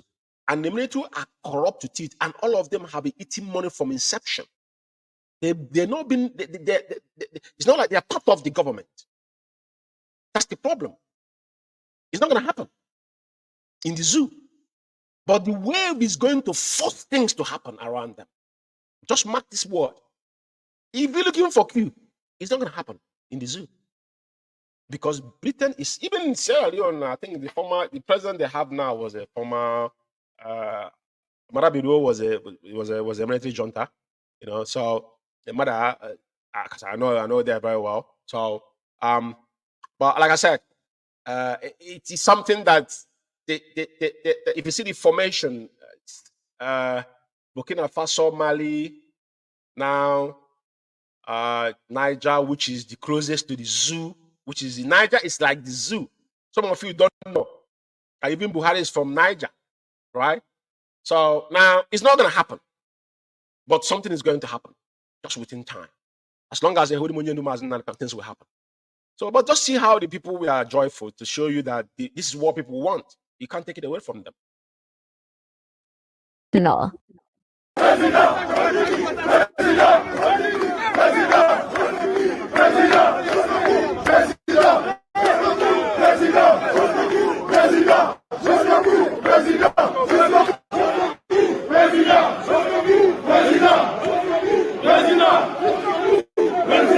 I'm Ali Bongo Ondimba, President of Gabon, and I'm to send a message to all the fans. But do you know the ironic thing about this man? The history has it that this guy was one of, a lot of people don't know what happened to us. That's why I said that probably were causeways. It was Biafran war was only war that the people that went for refuge never returned back to their homeland. All our kit and kin that were lifted from Biafra land never came back. They never came back. They never brought them back because they never, and the zoo never wanted to talk about the war. I believe there are some people that they buried. Some of them still alive somewhere. Maybe they found their way out of the zoo. But nobody came back. It was only our internally that they pardoned openly that he came back. They confused him to come back to ridicule him. This man was one of their franchise. Taken to Gabon, he was adopted by the so-called Eddie Bongo family or whatnot. And he has ruled. And I think he knows his own history. But look him, he couldn't even barely speak. The man is paralyzed. He's changing constitution in president of election. The people won't have it. So this kind of people, there's no need. You want people to do what? To campaign for you in your dying bed? Of course not. Very pathetic.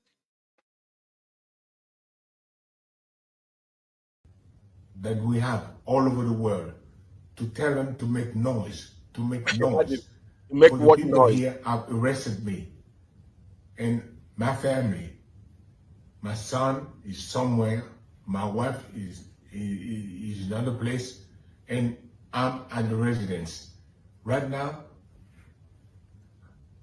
I'm in the residence, and nothing happening. Nothing is happening. I don't know what's going on. So I'm calling you to make noise.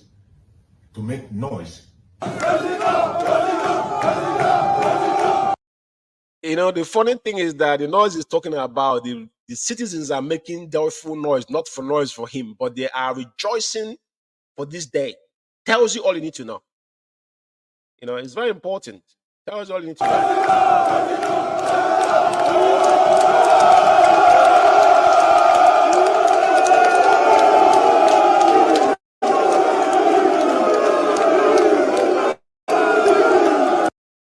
Imagine 55 years, 55 goddamn good years. Man seeking for term. The family has been ruling Gabon. Come on now. Come on. And French is sucking them dry.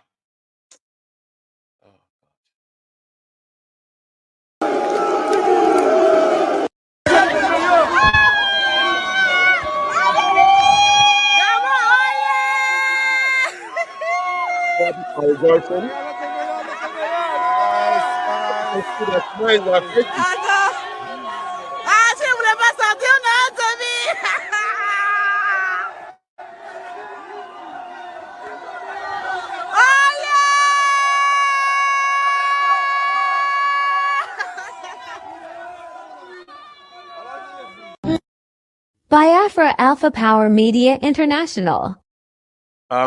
Well, the zoo is concerned, Jagaban is concerned, but like I said from the beginning, yeah, anybody expecting the coup d'etat in the zoo is not going to happen because the military general, the people that is in charge are the military in charge of the zoo. They take off their uniform from Sonia Abacha. That's why Britain advised them. Say, you know what? Take off your uniforms and take over the government. That's what they did. So it's going to be difficult for anybody to say they're overthrowing the government. Because even the Jagaban that is there, they are the one that put him there. They're the one in charge.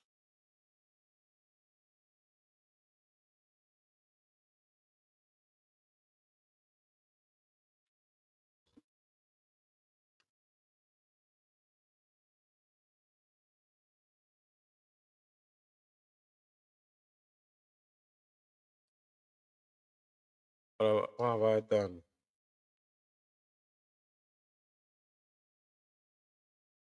Personal sacrifices in his own life. Look at the idiot. Different regions of look the idiot they bring to talk. Socio-political.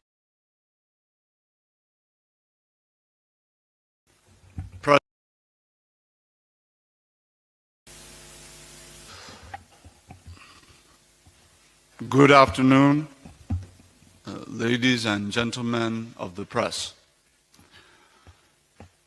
His Excellency President Bola Ahmed Tinubu is watching developments in Gabon very closely with deep concern for the country's socio-political stability and the seeming autocratic contagion apparently spreading across different regions of our beloved continent. The President, as a man who has made significant personal sacrifices in his own life in the cause of advancing and defending democracy, is of the unwavering belief.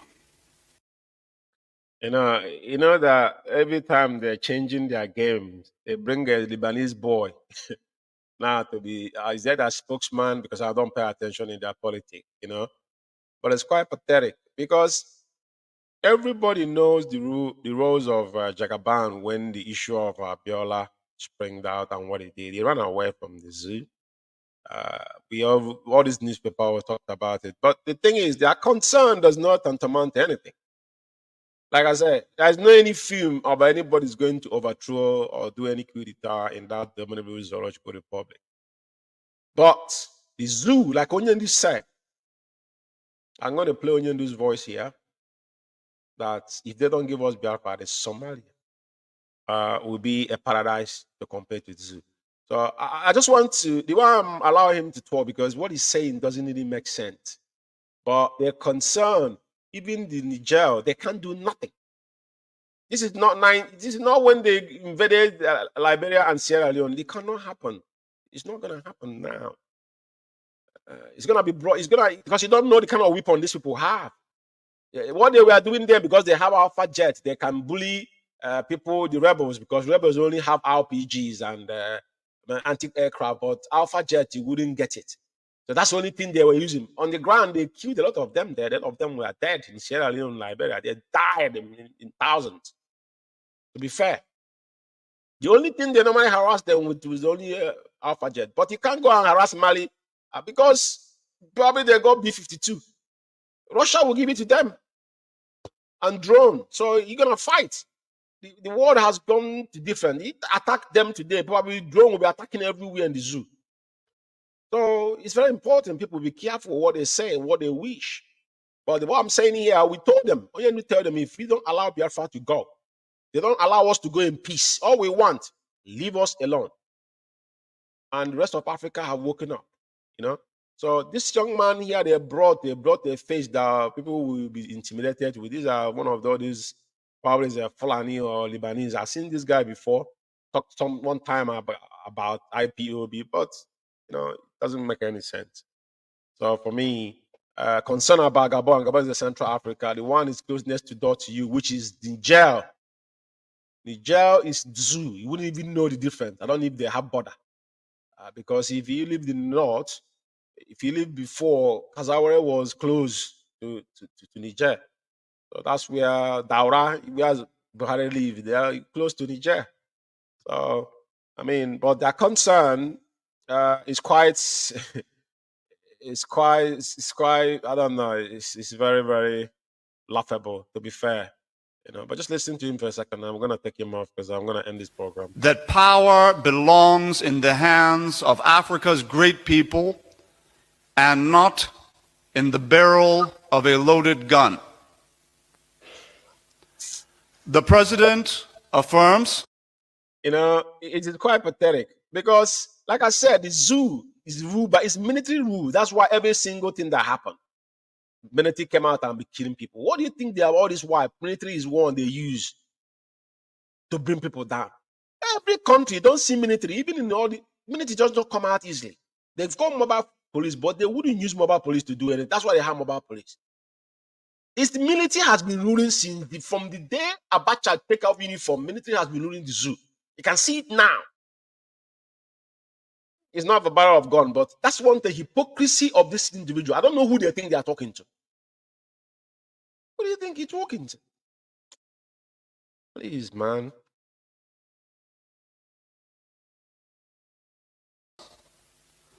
That the rule of law and a faithful recourse to constitutional resolutions and instruments of electoral dispute resolution. Electoral dispute resolution, the one you're sitting on top, the man you're talking about is questionable. So, you know, it is very, very pathetic. That's why it's a shenanigan. I'm not going to listen to it because it's cracking my ears, you know. But the truth about the matter is that people need to be careful. And I just want to play this last video. This is International. French being told. Niger's military leaders have informed the French government that diplomatic immunity has been removed from French ambassador to Niger, Sylvain Ité, and they've instructed authorities to proceed with eviction. France has said they don't have the authority. Military leaders who removed Niger's president from... Is it not pathetic that France is saying that they don't have the authority? Who have the authority? You know, What is happening in the world will tell you all you need to know. The prophecy of a prophet, Onyendu, have turned the whole world upside down. Everything will work in our favor. That's why you need to be alert. You need to be vigilant. Onyendu said, I want you. Some people are saying what makes you an IPOB member. Some people say, oh, IPOB means you're indigenous people. Nobody's who's addressed this issue many times. IPOB means indigenous people of Biafra. No question about it. All of us are indigenous people. But IPOB is an organization that have stood in the gap, that was registered in this country. It doesn't fall from it, it's not manna. And without that act of diligence, it won't be. Who told you that? Who gave you that name? Who made it possible? So if you're not part of what those that you don't have to argue about it. It can be indigenous person, indigenous people, no problem. But don't claim IPOB when you're not a member of IPOB. It's not a claim. Like I said, it is not wishful thinking and it's not mediocrity. This is real. Like Madam Anya would all tell you, everything we do is documented. Like I said, I was paying 10% of my money to pastors that did nothing for me. These are criminals. As I leave. These are in private enterprise for themselves. It's not like the Methodist church or Catholic church that even they are based on charity. So be careful of what you say. IPOB means doesn't mean that you are part of what we are doing. Of course, if you're not a member, you're not part of us.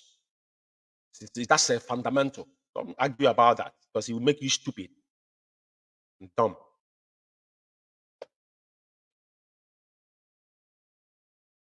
From power on July the 26th told the French ambassador last week that he had 48 hours to leave after he refused to meet with the junta-appointed foreign minister.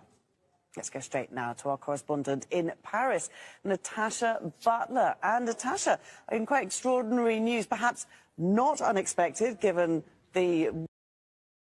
Anyway, I'm not going to dwell on this. I don't have time to play all this video. French is making themselves mockery of themselves by refusing to leave. Every other country diplomatically have evacuated Mali, and French saying they don't have the authority. I don't know who gave them the authority to tell them they don't have authority in their own. If the sovereign state told you to leave in their soil, you're telling them this is a lot is going to happen. You know, we are just watching very closely. Like I said, the wave of coup d'etat in Africa is a pure revolution. Anybody don't misquote barrier of Nigeria has been ruled by military from day one. The zoological republic from the day of Abacha taking off uniform to today. What they have do is use military to oppress people. You see military on the street shooting, gone. The only country that military are on the every checking point you see military there. What does it tell you? It is something that is obvious. So all these countries you see now, before you see the military come outside, unless they're doing parade, you don't see them hanging out because there's no insurrection in the country. So why would the military be on every checking point? Though that Boko Haram is everywhere, they created Boko Haram because they make all these things possible. When they wanted power, they created Boko Haram and started bombing everywhere, killing people. Now they have brought their mayhem in our land as well, courtesy of those that were supposed to know better. So I'm going to wrap up this program, but I want to listen to Onyendu for a minute, and Onyendu prayer, and I close the program. Just to let you know, this is Good Evening London on Biafra Radio, and what we say here is truth and nothing but the truth. Anything we say, we bring evidence. This is the voice of the voiceless for avoidance of doubt. There we go. So between us and Buhari, Alamajiri pedophile. He said he commanded men at war to come to Owerri. Is that correct? This is 2015. They should do their worst and we'll do ours. But one thing is guaranteed. At the end of this very fight, Somalia will be better than the zoo. At the end of this process in Aga, Somalia will be better than the Zoological Republic. When I speak, write it. There is nothing I have said on this platform hasn't come to pass. I said no. That is a word of prophets. And some of you don't know. If you are in spirit, you understand who our leader is. And I will leave you with the closing prayers of our leader. Fellow comrade and robbers of freedom, I thank you once again for listening to us this evening on Biafra Radio. And this is Good Evening Rundown with Mazi George Ume here in UK. And it's good evening from here. That one.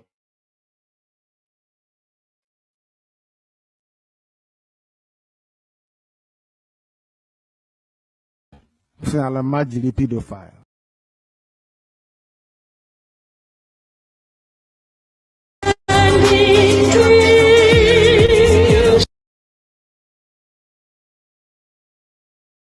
Power Media International.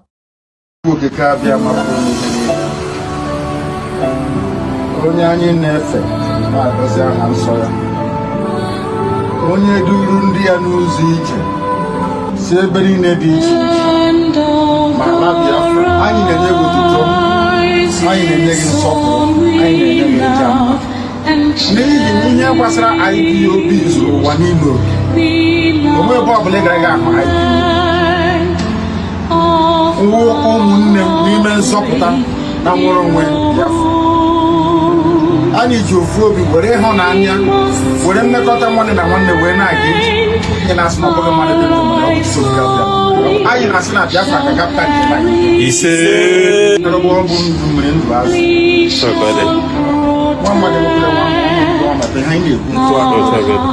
Ọ ga-adị Biafra na mma. Ise ihe Chineke nna nke pụrụ ihe onye obi ya nwa na onwe ya kere anyanwụ ka anyị na-edewa n'ime mmụọ na eziokwu.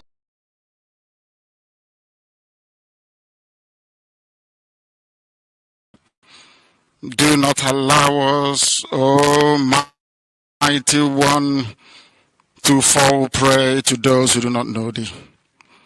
You will deliver us, not because we are righteous, but because of your mercy. Hear our cry and our supplication. We are not armed. We have not killed anyone. We have not jailed anyone. We have not done anything at all to warrant the level of destruction and carnage being visited upon your children. The same way Israel suffered, so is Biafra suffering today. And if you can deliver Israel, so will you deliver Biafra. That is our hope. That is our anchor of everything that we hold dear as a race and as a people. You brought Biafra that light may come into Africa. You gave us hope because we are in a continent of hopelessness. And by thy grace, Biafra shall be restored. We shall be resurrected. We shall crown our efforts with the glory by the grace of the Most High Himself. We are not strong. We do not pretend to be strong.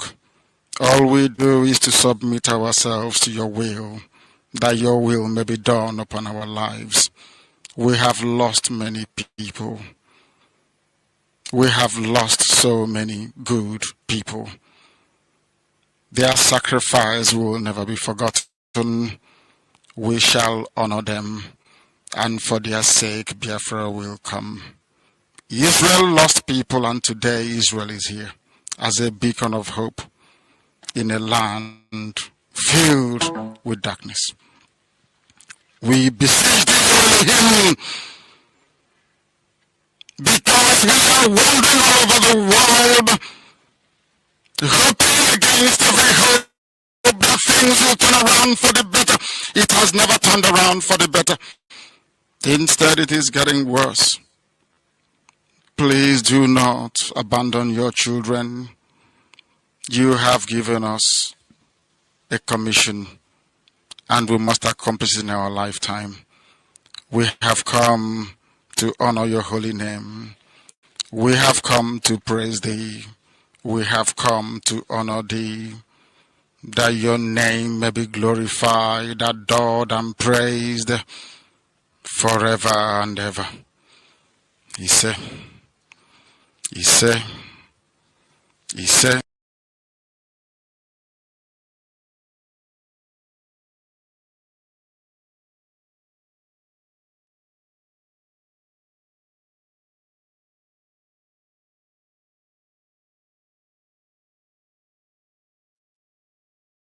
Good evening, good morning, good afternoon, depending on your time zone.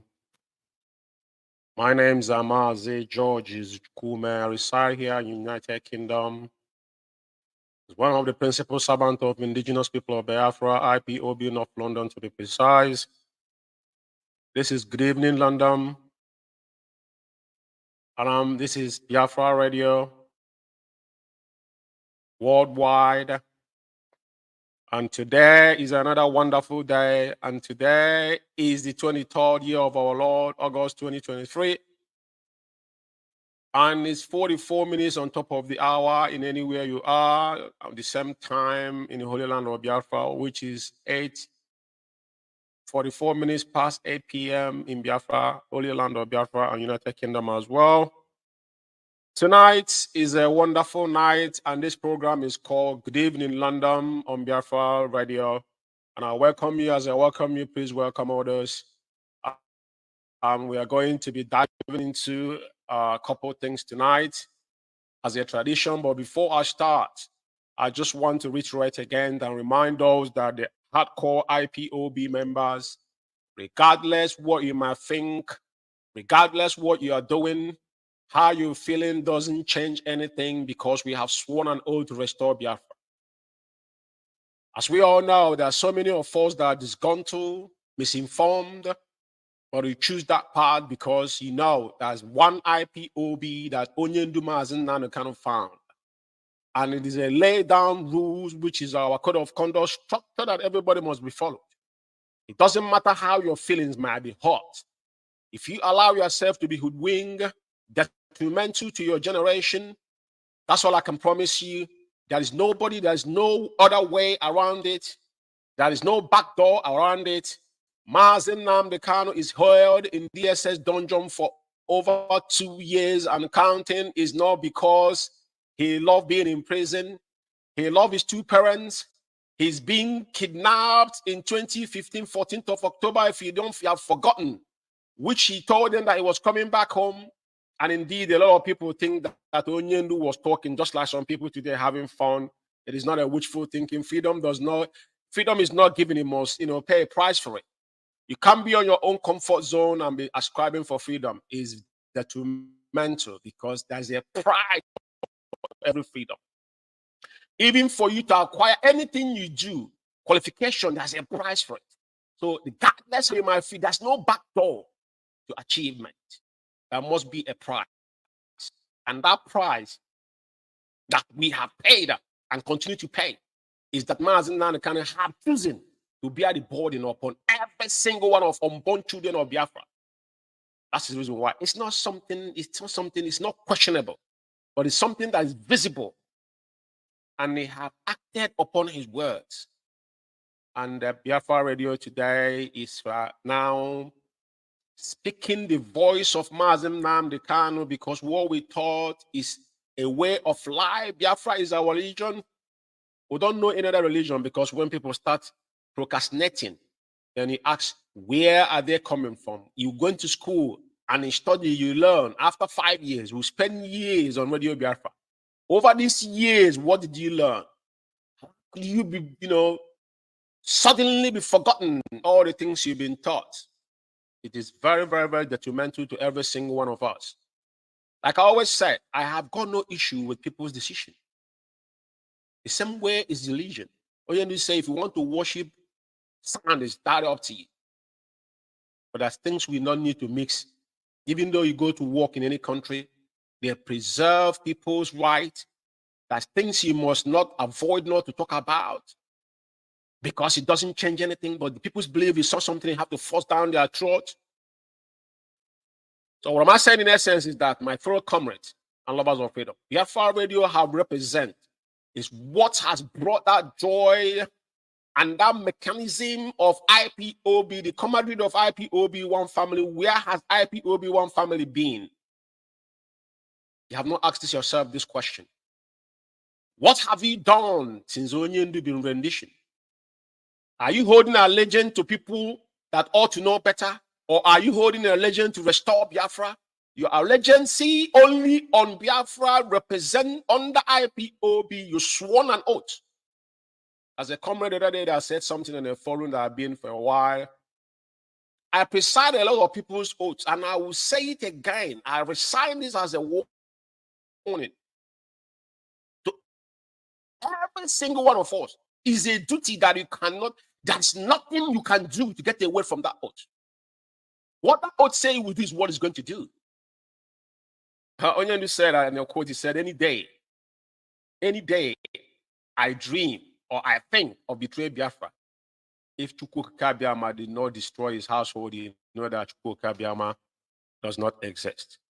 So I indulge you. What we are saying here is that we are calling IPOB worldwide.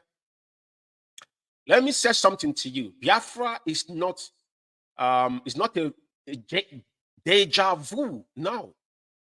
It's not a mirage. This is reality. And there's a way to, how do you restore Biafra when you don't have any plan? We had this 2015, people were chanting, oh, we have roadmaps. Onyendu was in prison. People wanted to hijack IPOB. I said it over time. What you're seeing today is no different. That is why people like us will not move. Because we are schooled well in IPOB and on Radio Biafra, and we follow the full path of our leader and follow that code of conduct. If you follow code of conduct, you will never go wrong. You won't have enemy. People might hate you, just like me. I don't have issues with individuals. What am I having? What are you, my brother or my sister? Of course not. What are you? Are you feeding me? Of course not. But the point is that what brought us together is the oath we took to restore Biafra. And that's what I'm back on. Just like when you go to work, there's a guiding principle. You might call it or code of conduct in your workplace. You must abide to it. The day you start deviating from that, you're going to have a problem with your employee, with your employer. Exactly how what we see in IPOB. A lot of people, I see people saying, oh, they tried so many groups. And when the people sound like that, you know that these are not IPOB members. We are not here to follow people. We were meant to restore Biafra in truth and be white and white and whiter than snow. That is exactly what IPOB was formed. And that is who our leader is. And our leader have not deviated for one day. The two parents has gone. Someone will tell me, oh, why is the kind of family involving in IPOB? And I goes, are you okay? You should have said that to His Royal Majesty and where's the law? No, they shouldn't have got involved. All of you were singing and clapping when they were involved. You never told them, oh, this is not a family business. Suddenly now it's a family business. Because you people think you have a right. So my monologue tonight is that I'm encouraging you as a fellow comrade, we must fall back into IPOB, the real IPOB. Every flank you've seen today, these are propagandists, people that try, these are people that jump on bandwagon for, they want something from IPOB. And I'll tell you what, I have got no issues with individuals. I keep on saying it. The people I have problem with are those Onyendu have given the duty of leadership, the mantra of leadership, in a sense that when I'm not there, I want you to pass these messages to whomever. Their job, if Chika Paul Edoziem was following the guidelines of IPOB, his job was administrative job. IPOB was structured in a way. That's why Onyendu always take a pride when he describes IPOB, because his powers in our code of conduct. And that is why a lot of people might end up in prison, because if you've been prosecuted, what will we throw? Just look at what happened in South Africa. When they went and do what they did, we went to court. The court asks organization, what principle guides you? It's our code of conduct that guides you in every country you are in. It can be interpreted. Once you interpret it, you found out that everybody will run away. It's not something. That's why I told him, I said, I don't argue. Personally, you're not in my lead. I don't need you for anything. But we are in struggle. And that struggle has been an interface between all of us. So that is the reason why I have to come down from my high horse to speak to some individual. If God forbidding that I didn't have my can vote, what in earth will make me and you get contact to each other? I don't think that something like that would ever happen.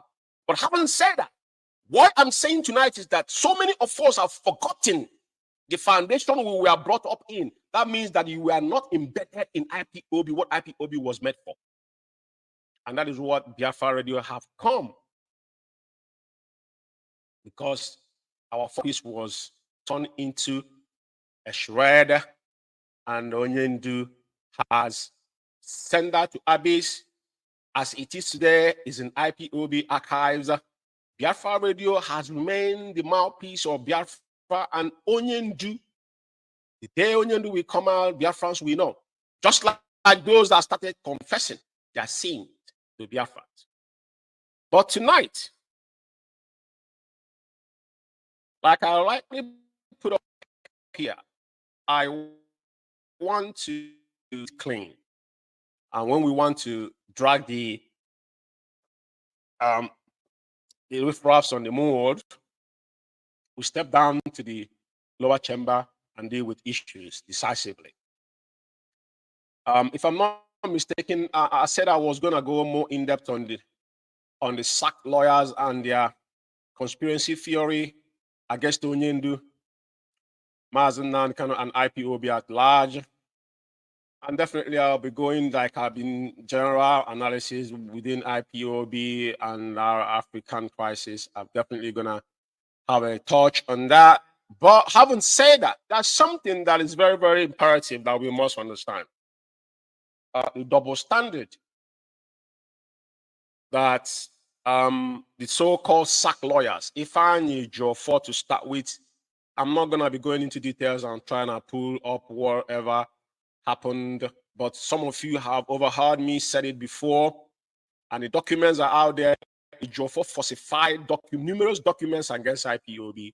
It is not something hidden, and we will talk it on this radio because it's very, very imperative. Those people that say they're confused, those people that say they're depressed, this is time for you to start picking up your pieces where you have dropped them. But we must guide you. If you have difficulties, ask questions, we'll give you direction, sense of belongings, and all that kind of stuff. So what I'm saying tonight is very simple.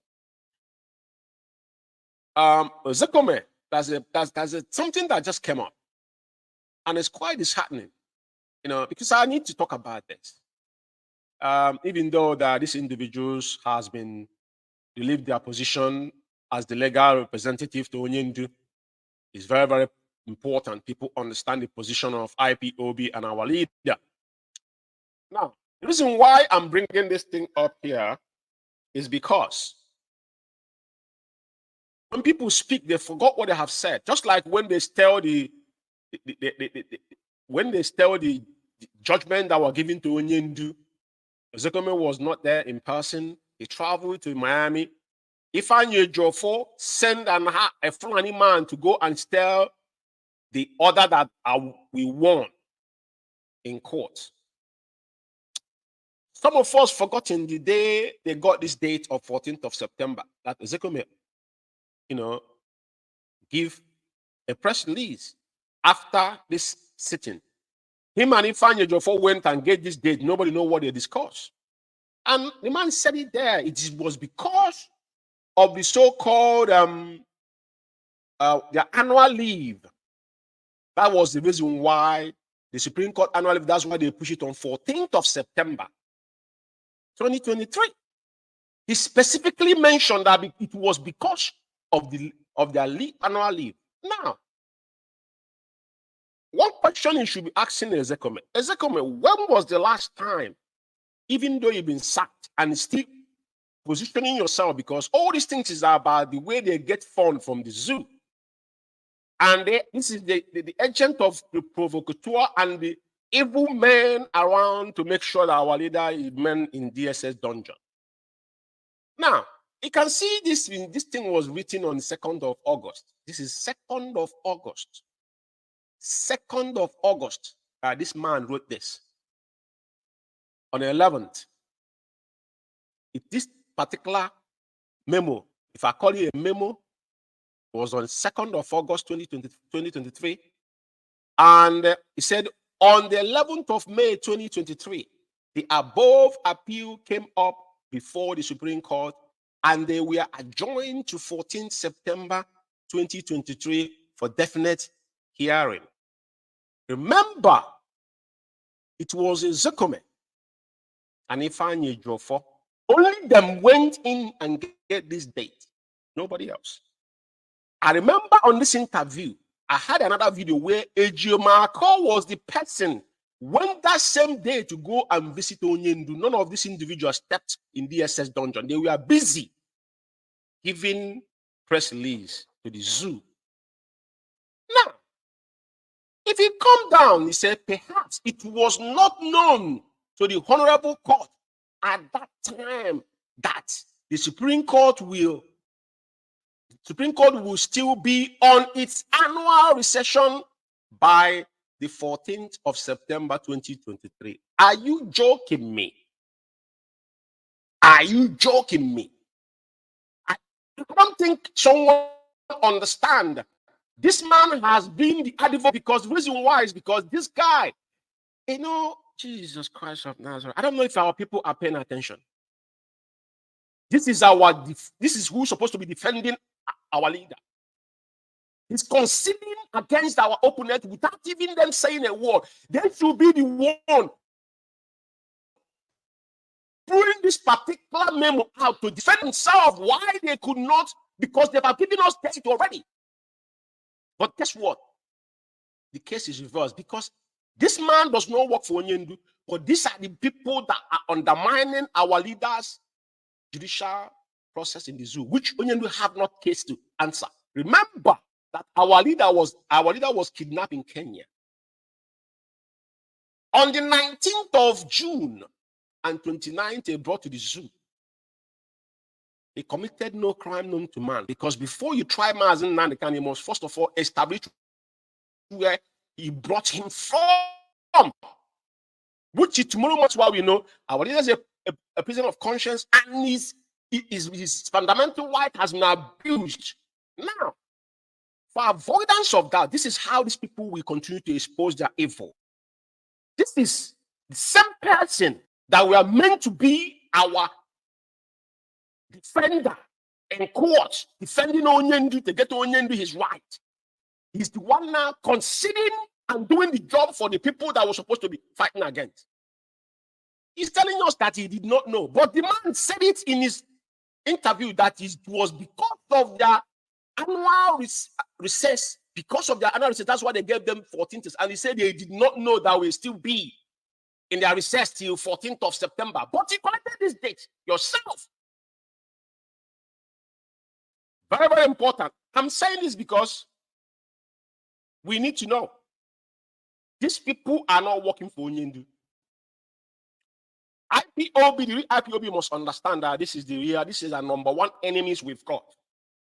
I said it before, it was hired, but probably recommended by somebody, and the Ejiofor have attached themselves to this man so much, and that is why from day one, I never trusted this man. I know that the man was a mediocre. We can see through people from a distance. And they have made a lot of blunder. You know, all this cake English that he's speaking, looking at copying word from dictionary is not what doesn't for those that don't know English word, that the people that are going to be confused, not people like us. Now, I'm indulging his own words because I'm going to play his video. Because after I want you to underline the word where he said that Supreme Court will still be on its annual recession by the 14th of September 2023, to which the above appeal were adjourned, and that it will not resume till 18th September 2023 and start sitting on 25th September 2023. All this garbage wouldn't supposed to be coming out from this man. That's number one. All this whole thing is lies. They knew what they were doing. He's now the one exacting the date. Not the Supreme Court have not put any press release saying, oh, we couldn't do what we should do. Oh, we fall short. No. Or they send it to him. All these are lies. He was part of this whole, gimmicks they're playing with our leader. And this is the reason why this man and his cohort has been sacked. Because if a Zekome will come out and told you that he has went to see Mars and can ask him, when was the last time he sat down with Onye and speak as his defense lead counsel, whatever you want to call it? Now, he goes on to say, with the above background and the exonerating circumstances and the peculiar fact of this appeal, which involve the liberty and crucial health condition of apparent and brackets Nnamdi Kanu, we humbly pray. You see, when they start saying pray, know that these people are not qualified to be your attorney. A lawyer will not be using the word pray. Pray for what? Pray for what? What are you praying for? You've been given a job to do. If you want to pray, you could go consult a pastor. Not a pastor. You say your psalm, but here you praying that my Lord may kindly fix the appeal for 28th of September when the criminal appeal session commence. I mean, when you listen to this, how can this man be a defender to Mazen when you Mazen Namdekan? A man that played in the gallery. This man and a Jofo is the biggest setback that we have, even though Mazi Onyendu did not have any case to answer. The whole world is aware of this. But for avoidance of doubt, it is imperative we know the truth. This same man that they call Sam, because they think we forget things. We don't forget things.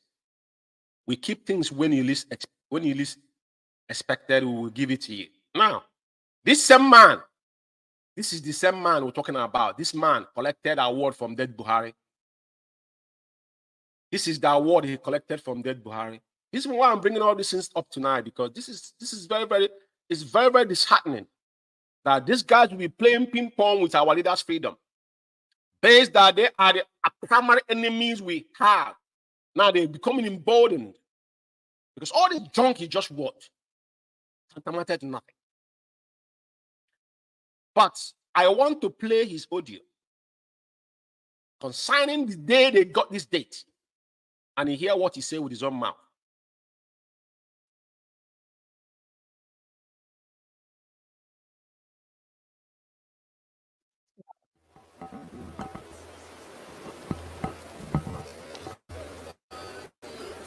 Yeah, good morning.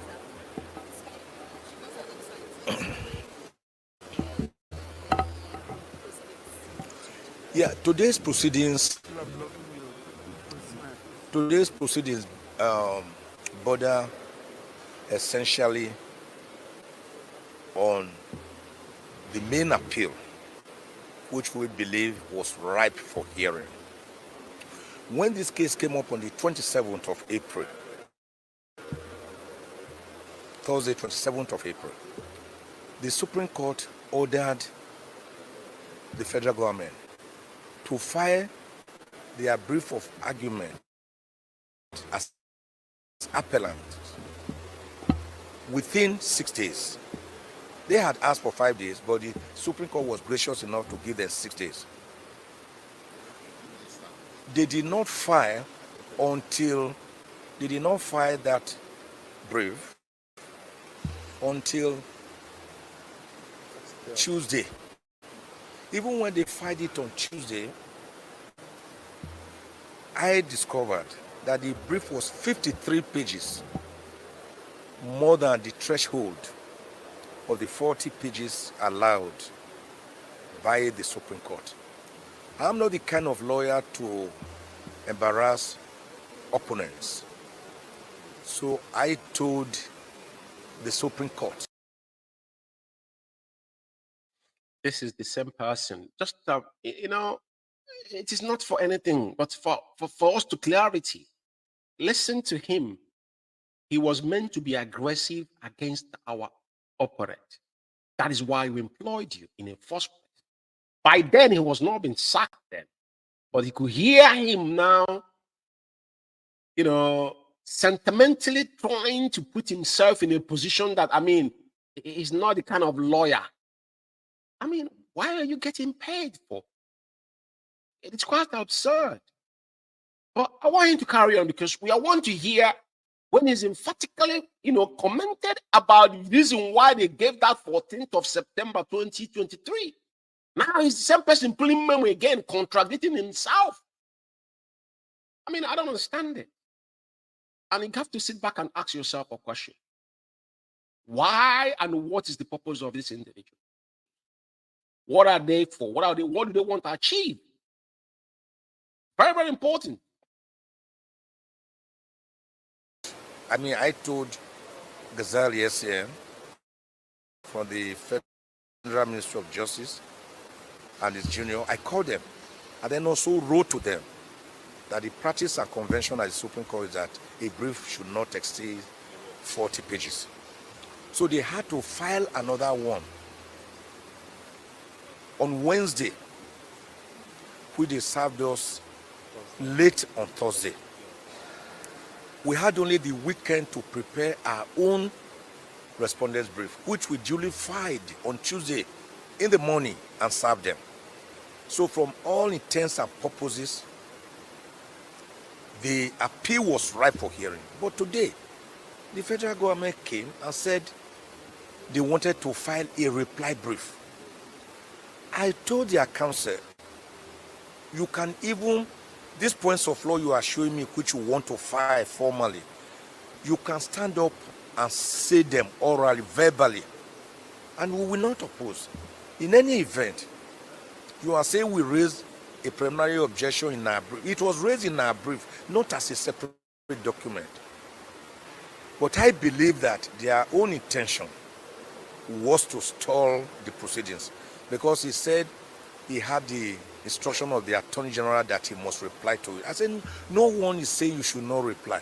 But it doesn't have to be in a written form. You can reply orally. We have all done it now and again by replying orally, verbally. He would not do that. So the Supreme Court said, in order not to show them out, they would give them a short time to file the reply within 2 days. Then I begged the Supreme Court, I pleaded with the Supreme Court to give us the shortest possible date, even this month or early next month. But they looked at their calendar and their docket that is pitiably full. It's so unfortunate this is the busiest Supreme Court in the world because all manner.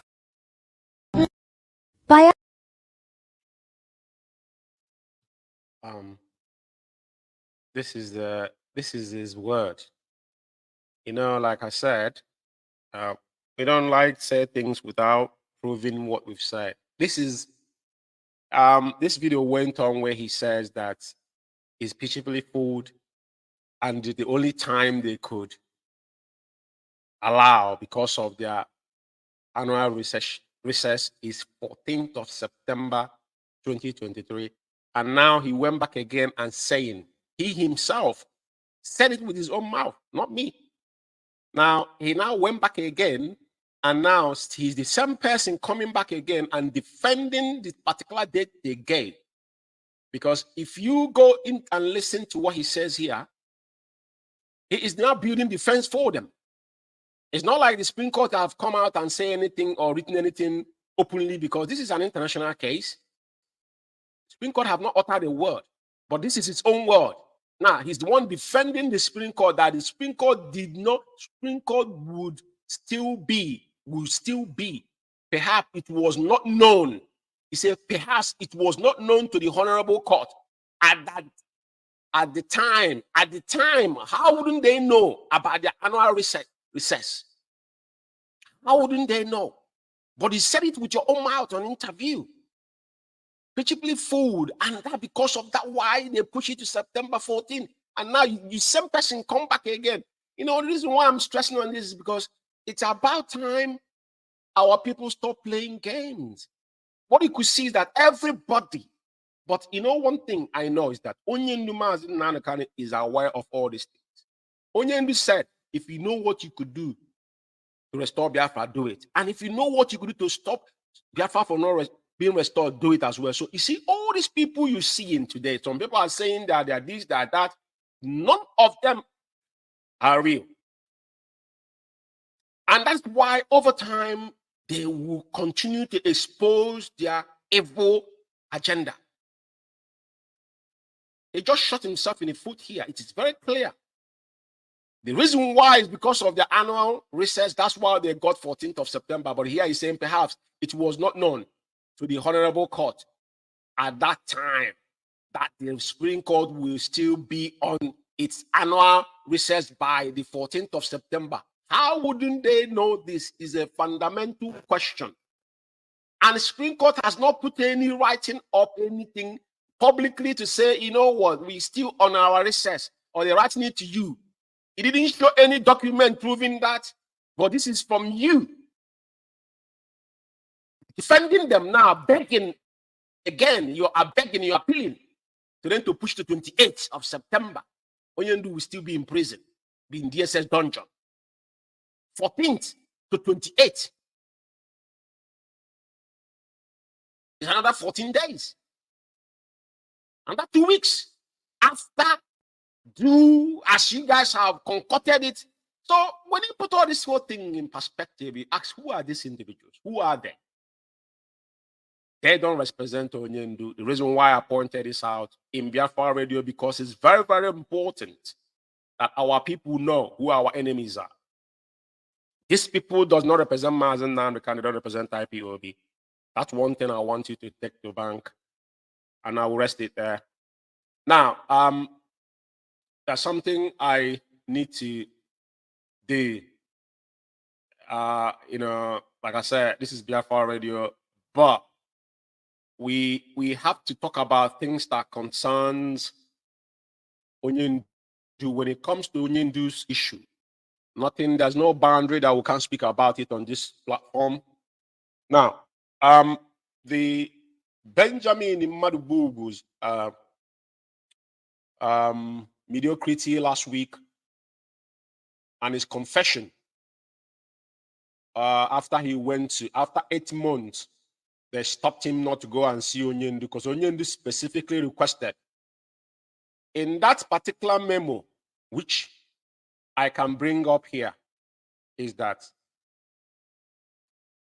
Benjamin Madubugu, I don't want to mention names, but Madaka Madu was mentioned on the 11th. Yeah, and Madaka Madu, he says that particular, he says there, Madaka Madu reports immediately to him through counsel the reason for the insecurity in Imo State. He said to him, Onyendu, it wasn't to Onyendu. Madaka Madu was given instruction what to do. Madaka Madu was given instruction on this memo. Madaka Madu is part of the problem we have is from Iyala. And the issue we have is, you know, because they divided us. They will say we have boundary in Osumo and all that kind of BS, which I don't believe in it. Now, that's why when I looked at him, when he started talking, some of them don't know that we don't just talk about things. But I will talk likely on this platform. I'm coming on air on Friday with Mazes AG. On Biafra Power Media, it's going to be a different scenario of program. Now, this on 11, he said, Madaka Madu, which is Benjamin Madubugu, report immediately to him through counsel the reason for the insecurity in Imo State. Ask Madaka Madu, who is him? that he was ordered to report to? Did he address that to Onyendu when he opened his mouth and said he confronted our leader? This particular message was from Madikam Mad, which is Benjamin Immadgu, because they think that some of us are into the struggle to make friends or do what. We don't just come out and say things, we say things with evidence. Until Madikam Mad, as he came out now, they're calling him for interview, those Irats.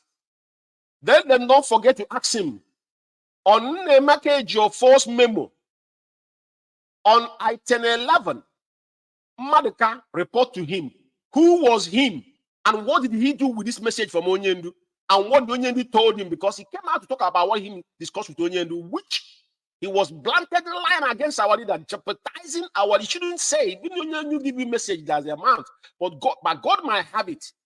He give out the proper message that required. And this has been our argument from day one. IPOB is in disarray today. Some of you today are confused. The reason being because Chike Doziem and his cohort disobeyed Mazen Nnamdi Kanu. There's nothing else.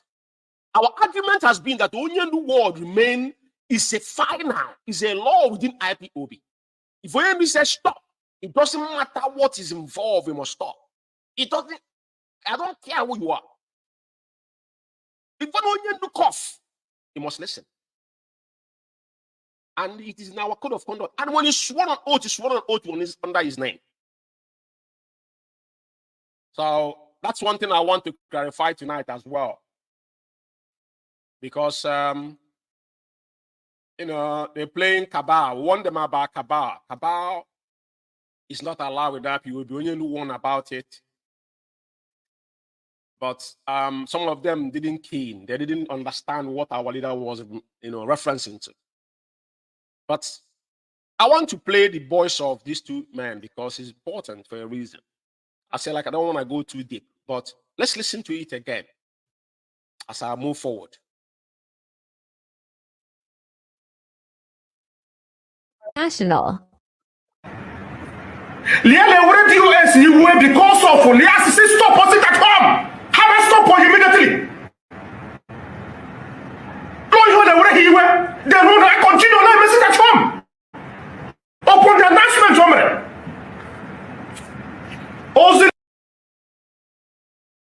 now, he's not actually talking about sit at home that Onyendu suspended 72 hours before China Samoru defined every order and when I announced it on Radio Biafra. He was involved. Benjamin Immadgu wasn't among them. He was in the meeting where they agreed to go and announce it. He's ranting here like a mad dog, like someone that have taken under influence of alcohol or drugs, thinking that when you look at him, you think there's something in his head or he's being sincere. No. These are sycophants. We will continue to talk about this. I must continue to play his voice because our argument from day one is that Chike Doziem and his cronies flaunted our leader's order. He cannot do that. It's unacceptable. I don't care who you are. Now, the point, every ranting he have ranted, the only point you must take is this. The chaotic in the IPOB, the death in Biafra land is because of singular disobedience. I told them before, I said the day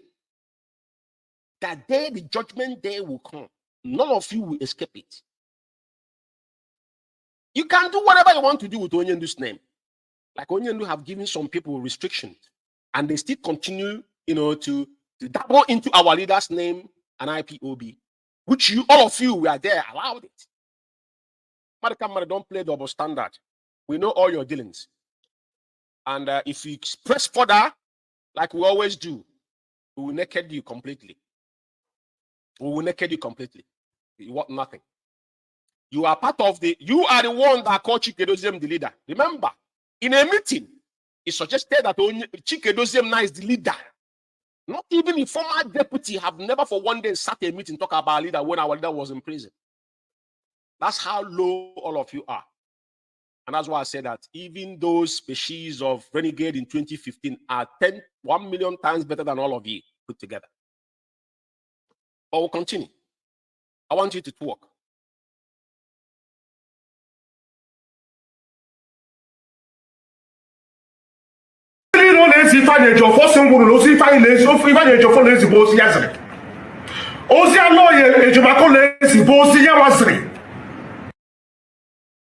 The reason why he's mentioning all these names is because he knows that Ifeanyi Ejiofor never what message have Ifeanyi Ejiofor given to IPOB that was backed up?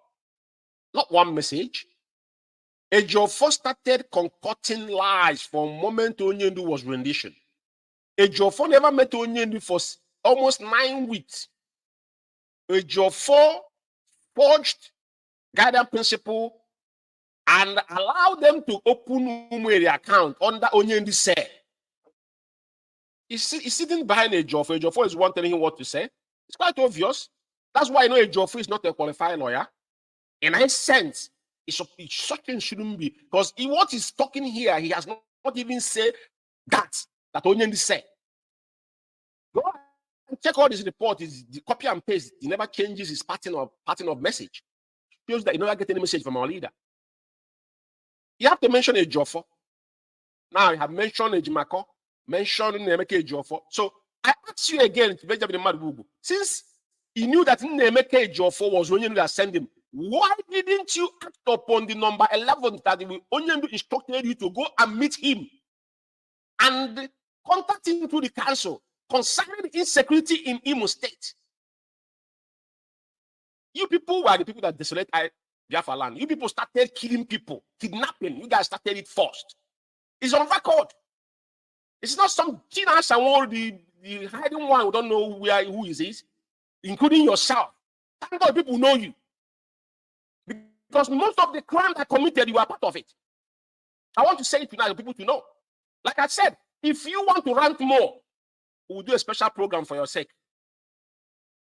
A proper program. I will come out fully. Have you ever shut him talk again? Where is he? Let him come out. Let him come out if he has balls. So what we are saying here is that at the end of the day, it can't be lying to Onyendu's name as if Onyendu is alive. Onyendu is reachable. Chike confirm with his own mouth.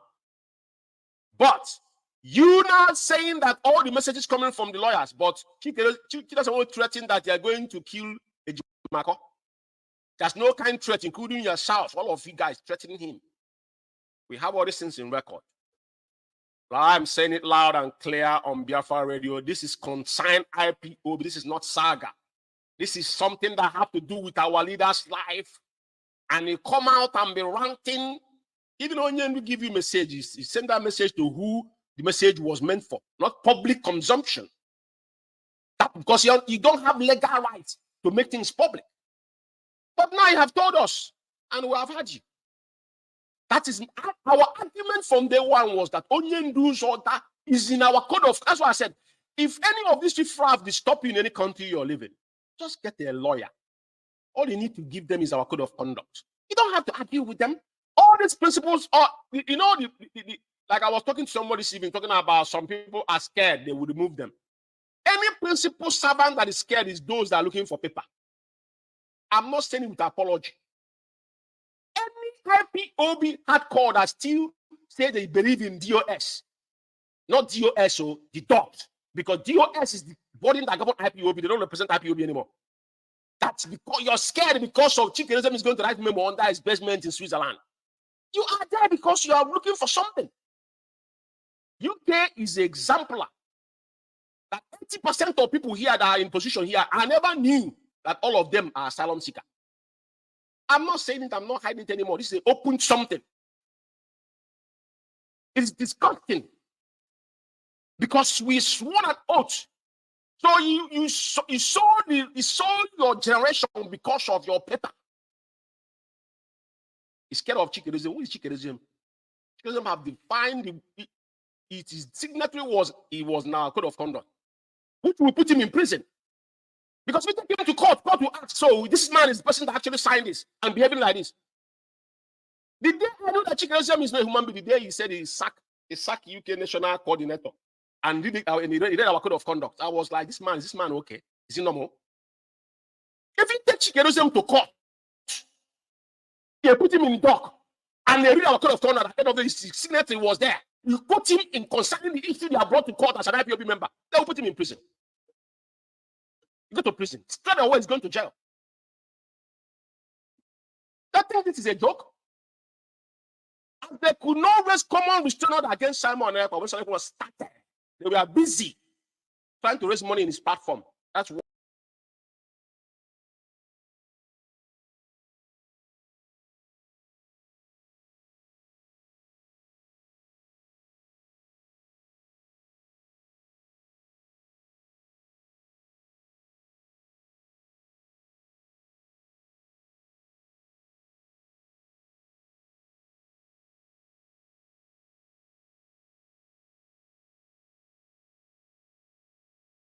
Today, because they did it because they know they want to destroy IPOB within.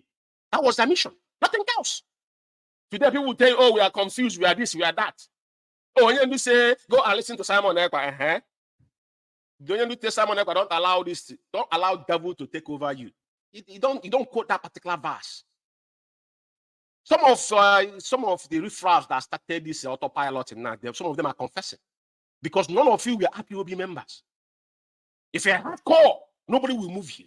Onyendu will always speak at the end of the day, say the hardcores. He knows. He asked me my position. Which position? I have only one position. IPOB has one oath, and I've given everything I work for in my whole entire life for this. It's not a joke.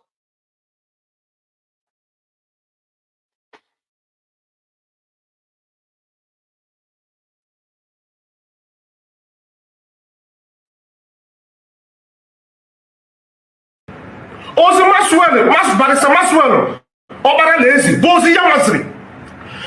Ozi Barrister Chukwemeka Ejiofor Lazy, Bozi Yamaponi Industry. I want to give a fortune. Biafra Alpha Power Media International. Yeah. So, dear friends, from where I stopped, I was talking about how our brother Master Madubuku, we tried to make sure he visited Mazen Nnamdi Kanu.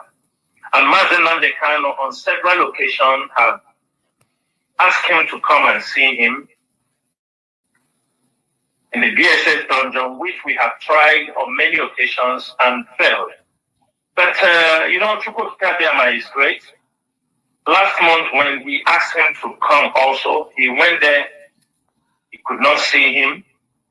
But so God, with infinite mercy, last Thursday, he went there and he was able to meet Mazen Nnamdi Kanu. And we realized also for the fact that there is nobody from the leadership who goes directly or who can be able to communicate to Mazen Nnamdi Kanu. That people took that opportunity to blackmail IPOB leadership. They took that opportunity to blackmail. That anybody that is very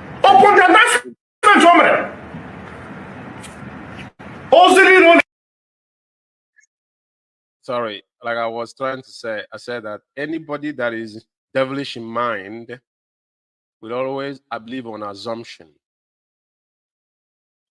They prevented Benjamin Madbuku over 8 months to go and see Onyendu, but they've forgotten there's a reason for it.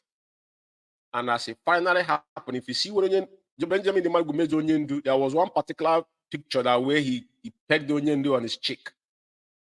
And to me, that peg was the peg that Judas gave Yahweh on the movie that we watched. I don't know if it's true or real, but as that story might have it, that's exactly serpent peg that he gave our leader, because they are the same people sparking Onyendu behind his back. But all of them now, that same visit has exposed everything that we have argued for. The thing that has brought, that's why I'm talking to comrades tonight. The reason why I'm emphasizing on this is some of you that say you're confused. There is no need of you being confused, because at the end of the day, the argument was, even I remember asking Austin Alban in a meeting in UK here. The whole people that were in the meeting, all this, I didn't know that all of them were sick. They all were attacking me. Or some of them were a part of people that were sharing the money who have contributed. But I never fringe. I asked Austin Alban a question. After they are back like a mad dog, I said, Austin Alban, can you answer my question, please? Did the Onyendu authorize you to remove our national coordinator? His answer to me was that Onyendu knows everything they are doing. That our national coordinator have access to Onyendu. He never asked me give me any specific answer based on the question. As a leader, he portrayed to be European way for that matter. I took it that he was lying to himself. That is why the man, he worth nothing to me. To first I leave, is one of the most dangerous human beings you want to get in contact with in IPOB, Austin Alban. That nitwit. Anywhere you see that guy is more devilish than any other person you can ever get in contact with. Now, God might have it now. They now expose what we talked about, and Chinas, this guy not watching us and word himself now, confessed. Someone told me that this has been before, but I don't recall, where he admitted that he was talking to Onyendu on the phone on the same day Onyendu was kidnapped. But he told the people that he was the first person that came to the Biafra to say that it was Canon Takan. When they asked Canon Takan where Onyendu was, he never told them. He analyzed the story, how they spoke to Canon Takan and spoke to Caroline. None of them want to say where Onyendu was. That they didn't know that Onyendu was in Kenya. They all denied it, including Chikedozem. But later we found out they were meant to have meeting that day, including Madam. All of them, including them in America, they all know Onyendu was in Kenya. Kilas and with his own mouth. I want you to listen to it before I will comment on this, because I have a reason why I'm saying this on Biafra Radio. I want Biafrans to understand that we need to fall back, because the time of confusion has come and gone, unless those seeking for something. If you're pure and believe in Onyendu, the time is now, because if you stop contributing in IPOB or start paying your monthly due or start doing your duties as an oath member, it has a consequence. Mark my words somewhere. And when you're shouting sit at home on Monday, but you don't want Onyendu to come out, because when you talk about sit at home is not going to get Onyendu out of prison. He's done it for 2 years now. He's been abused. We were doing sit at home from 2016 for a purpose. He served for it. It started from Mahatma Gandhi. Everything, too much of everything is bad. It's abuse. Even though our people have accepted that Monday, then nobody take glory or saying that, oh, it's because of them. No, it's not because of you. Our people have accepted, even including myself, when that home was instituted, we all supported it. But the moment Onyendu, we had that Onyendu say, we never knew that Onyendu suspended that statute 72 hours. That's why we were meticulous in our dealings. We never jumped up and start talking. We take time, gather information, because you won't tell me where George may have gone wrong. If you have where we have gone wrong, please bring it up. Fact check whatever we have said in the past. And now we are in this hallowed platform. We have to go back from how all this whole thing started. So for avoidance of doubt, right? Now, they are doing open confession. Very, very imperative. So people grasp at this.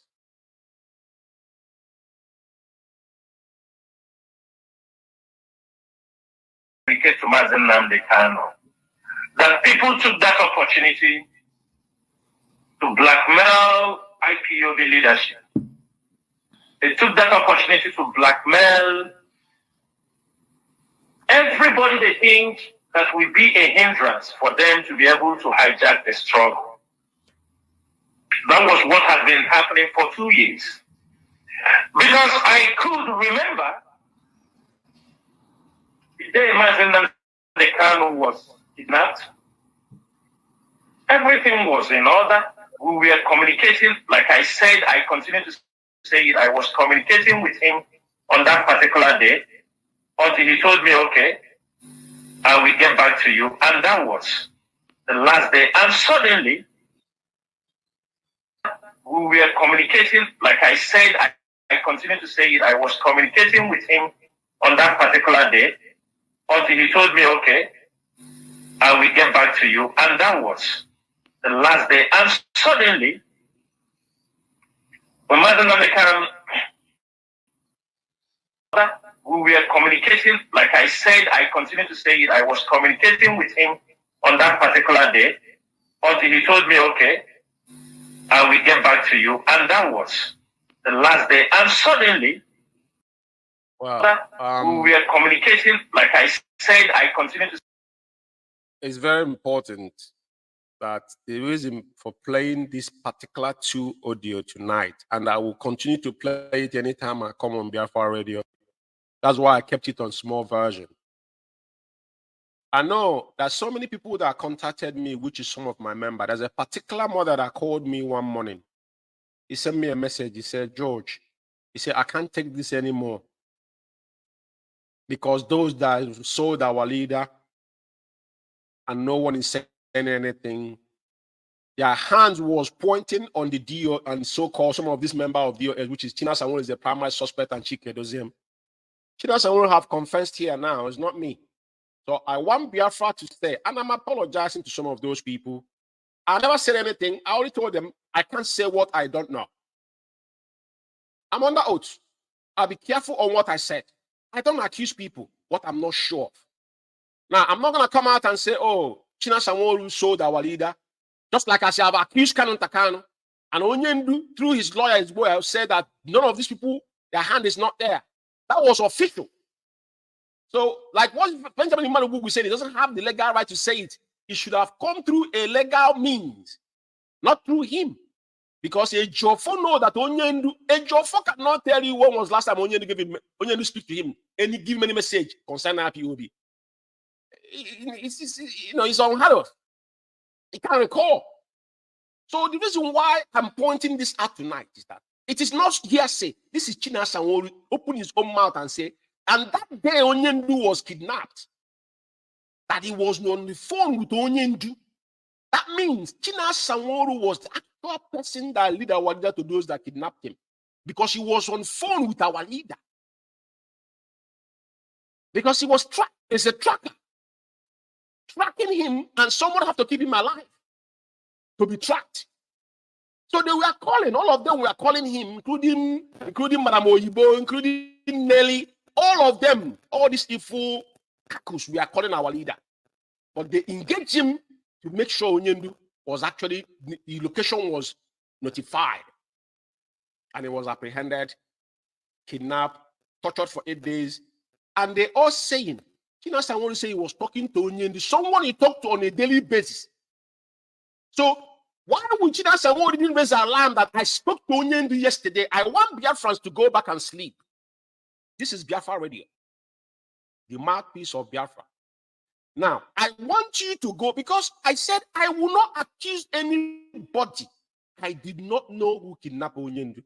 And I, George, you may know that Onyendu is not searching for those that kidnapped him, because somebody said, I'm going to lead from the front. Someone have to give him up. Just like I said, the peg that Benjamin Imanu give our leader in prison, in court, shows that he's part of those that sold Onyendu.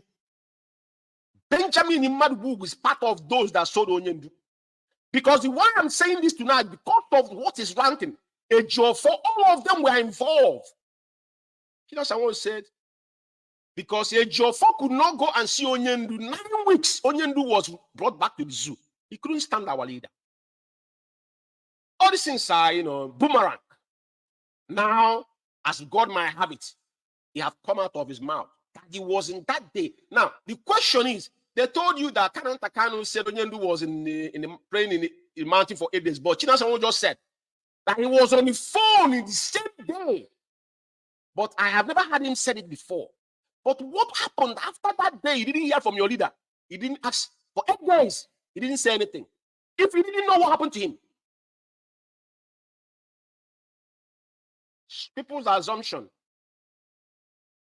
any rumor, there has always been a truth on it. I will leave it there for you to judge. Now, This is Biafra Radio, but anything that concerns our leader, we have to talk about it on this radio. Very, very important, in a very mild way. I'm not meaning antagonizing anybody, which I never do. But as the policy required, there's a particular tweet I want to pull up here for a reason. Very, very important. I'm putting it because of some of you in both sides of aisle. None of these individuals represent Mazen Nnamdi Kanu. These people are all looking for something. I've said it over time. I personally have got nothing against Simon Ekpa and what he does. You know why? Because for me, he's not a member of IPOB. He doesn't have a duty care to IPOB. If he wishes to do Biafra agitation, it's open. So it's an open call. So you say, do whatever you do to restore Biafra. But when this guy started encroaching in IPOB, which they allowed him, Biafra Radio, Chike Doziem and his cronies allowed this guy into meetings. As soon as Onyendu was renation, because all of them knew that Onyendu will not survive. So all they were trying to do is, what can we get?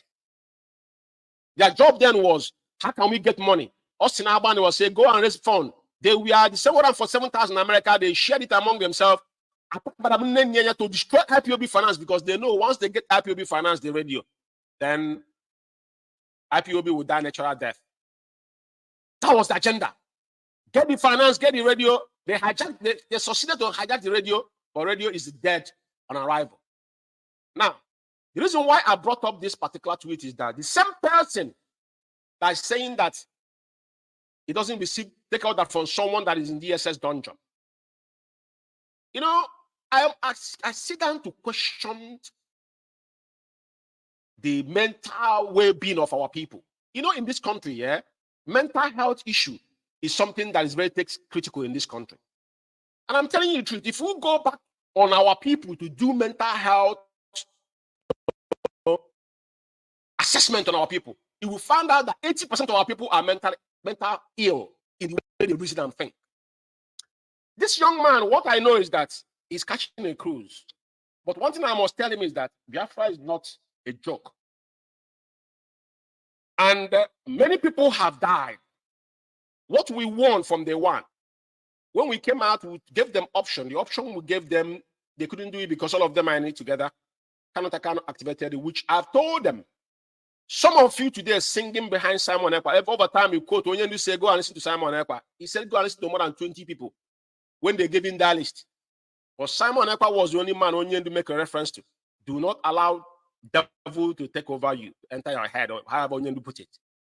But Onyendu knew who this guy was.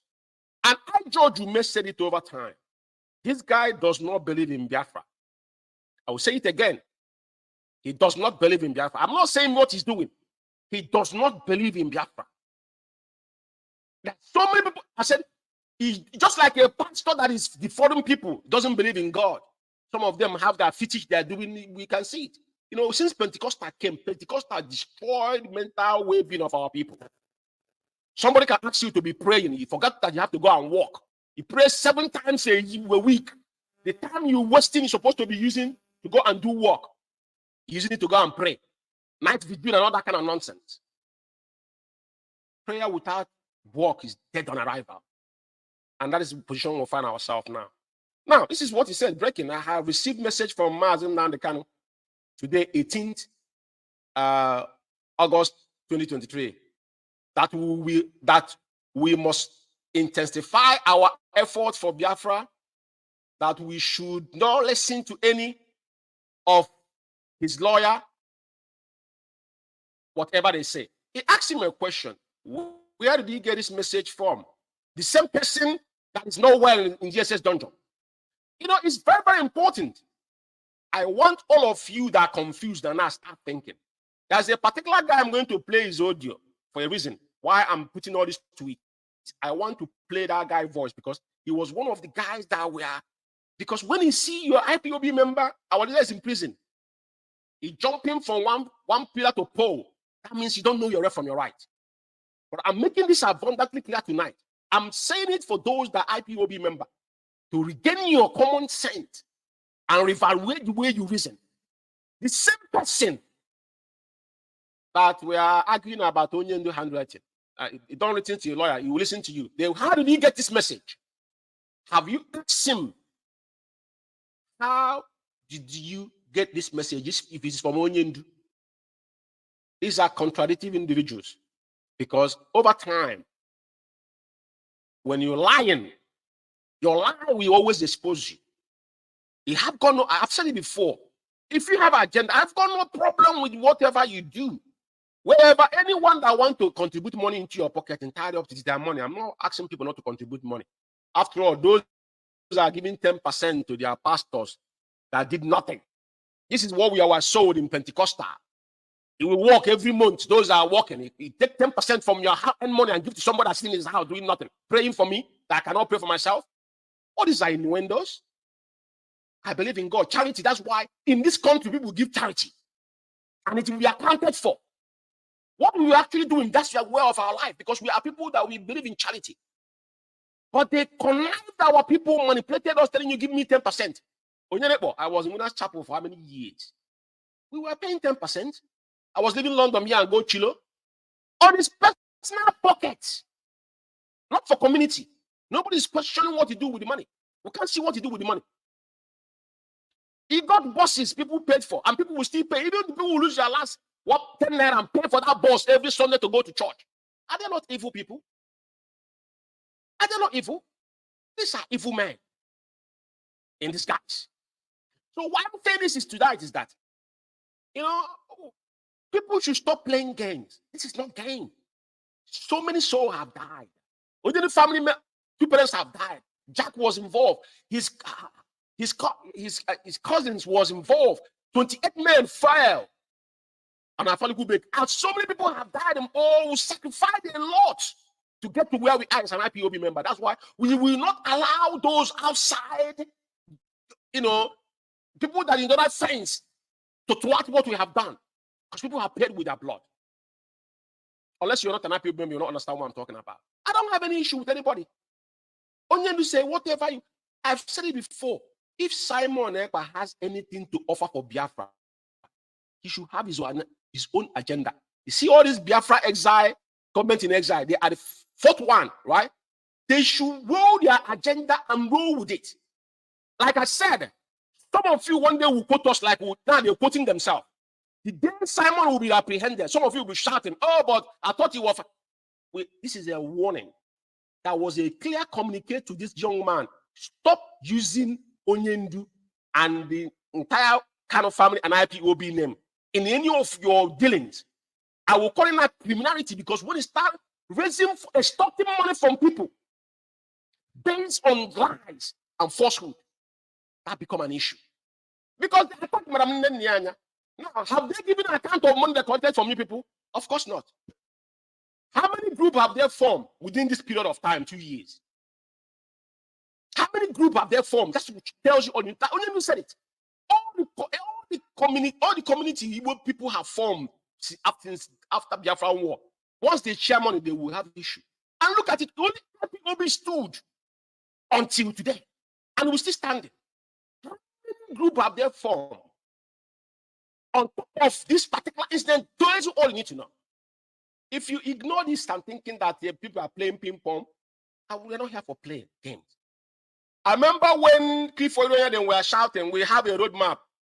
Tony Nadi was shouting, roadmap. Where are they today? Simon Ekpa, if you have any common sense of value to yourself, roll out your agenda to restore Biafra. Leave Mazen Nnamdi Kanu and IPOB alone. You've been warned. We'll be signing it as warning, just like Chinas and World today. All of them are confessing. The day we will start, we will refer you back to today. We warned you from the beginning, but you didn't listen. You think it's a joke, or maybe you live in Finland. You're untouchable. It's a lie. You're nobody. You can be touched. People. If Onyendu can, you think Onyendu. If Onyendu, nobody is untouchable. Don't forget the crime committing is a cyber crime. I repeat it again. And he also informed me that he is standing very strong on Biafra freedom. This is rubbish. All these things I'm asking, this message, where did he get it from? You know this, some people will come there and type, yes, like this. But they're not asking you critical question. You don't take order from somebody like DSS Donjo, why are you getting message from Onyendu? Now you're trying to rope Onyendu in your criminality. Onyendu does not send message to you. Maznan can have attorneys. No individual will send message. Onyendu will only give rights to individual. And it will be known. So I don't want to make this too much issue. But the reason why I'm beckoning on this is that for some of you that are confused, thinking that this is a joke, it's not play. People's lives have gone on the line. Our leader is still languishing in the SS dungeon, so it's not something you will take for play. And he's saying, finally, he directed me to inform Biafra that he's very sick. He's rubbish. All these are, he's playing, you know, this guy is like a format, you know, for you gullible fools, you know what I mean? And all of you are falling for this nonsense. It is not for Mazin Nanikano. Like we said, we don't go wrong in what we do. We take our time. When some of you were talking about you, told you no, forget about it because DOS was instituted by Onyendu. But the day we found out that they went against Onyendu, so that was the end. So it's a difference between those people that were instituted by our leader by someone that is outside the door. I'll end it there. But I want to play one guy's voice before I end this program for a reason. To buttress on what I've just said. For some of you that are still confused to what you need to do to yourselves.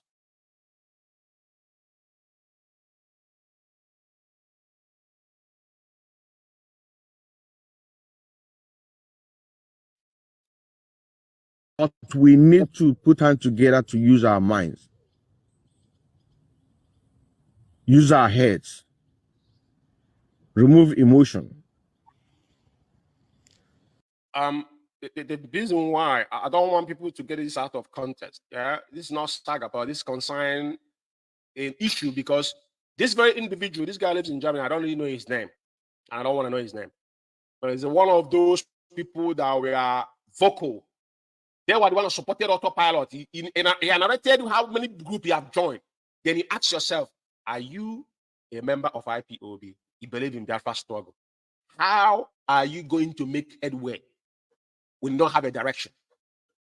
But just to confirm, how many groups have they formed within this period of time? Tells you all you need to know. Nobody hears about Nelly or Fable today because it was in guidance principle. All this things was pre-planned. A job, all of them was there. They're all involved. Just to get to IPOB finance. That's why they fraudulently shot all IPOB. What do not tell you? They want him to die in prison. Because if you don't have any fund to fund for our leader, it's not like they're getting any money to give to Onyendu. Now, of course, they don't. They are not paying anything. Then they come on and pay for the radio to start with.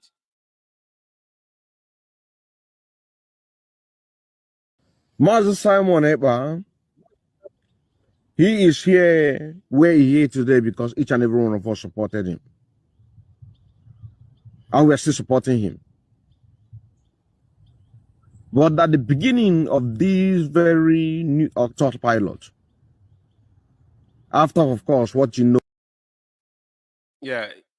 Anyway, it's quite funny, but let me allow him to speak because not what happened during the US.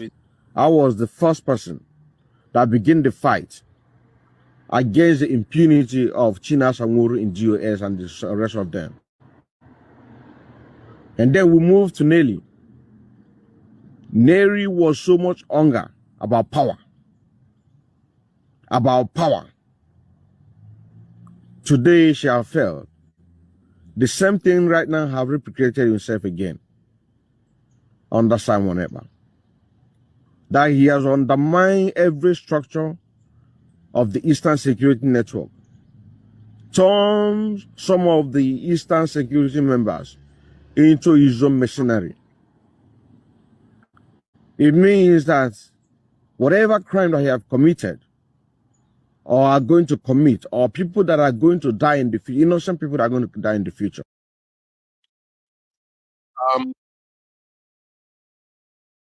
Anyway, I don't want to give him any more relevance. I just want the way he mentioned names. The reason why I allow this is because I'm saying it because we have a fundamental issue. And how that problem started is one of the things I touched tonight. And it's not with any prejudice, but it's actually to point you to the right direction. And some of you now start going into sober reflection and thinking about your commitment towards the oath you took. A lot of people need to start going back because all these things you've seen is charade. In every flank you see, Simon Ekpa, Chike, all these people are in it together. From the beginning, they knew what was going to happen to Onyendu. And their primary agenda was to destroy IPOB within, which is attack the radio and the finance. And they cut the radio. The radio, they couldn't got it in 2015-16 because of the former deputy leader stood there. He was standing alone. Some of these people were there then, but they couldn't talk because all of them was against him even then. But you've seen today, they could not see the light of the day then because that was a barrier. As soon as Onyendu was rendition, Kinasawo suffers from nowhere, made himself the commander of ESN. Who made him commander of ESN? Ask yourself a question to that. So that's my point, and that's the reason why I allowed that brother to air a view.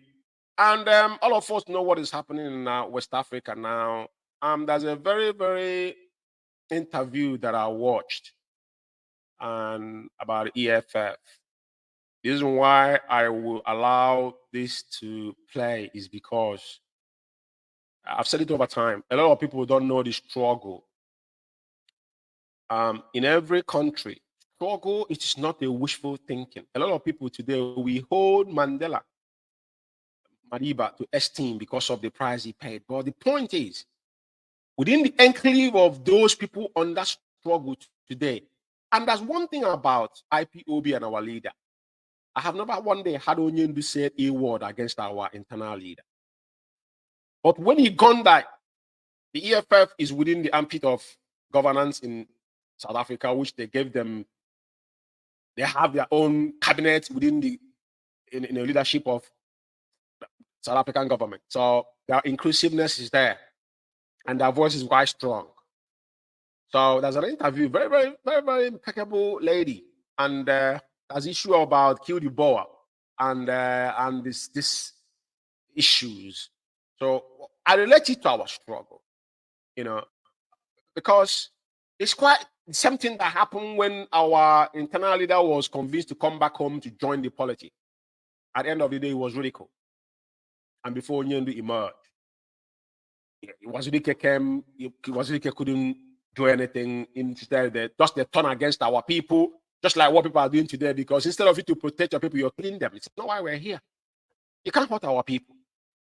We will pay price if it's consensus that now we want to declare war, then we know everybody will prepare for it. But not hurting your own people within. It doesn't make any sense. Everything we have done is we try to, because we already been oppressed. It's a common sense. So we're supposed to be in a mood of de-traumatizing our people. We allow them to make decisions, not to put them into agony. But when the time is right, then, it's a consensus. People are, okay, now I think it's time. Because IPOB have built a platform that whatever we say things, people listen.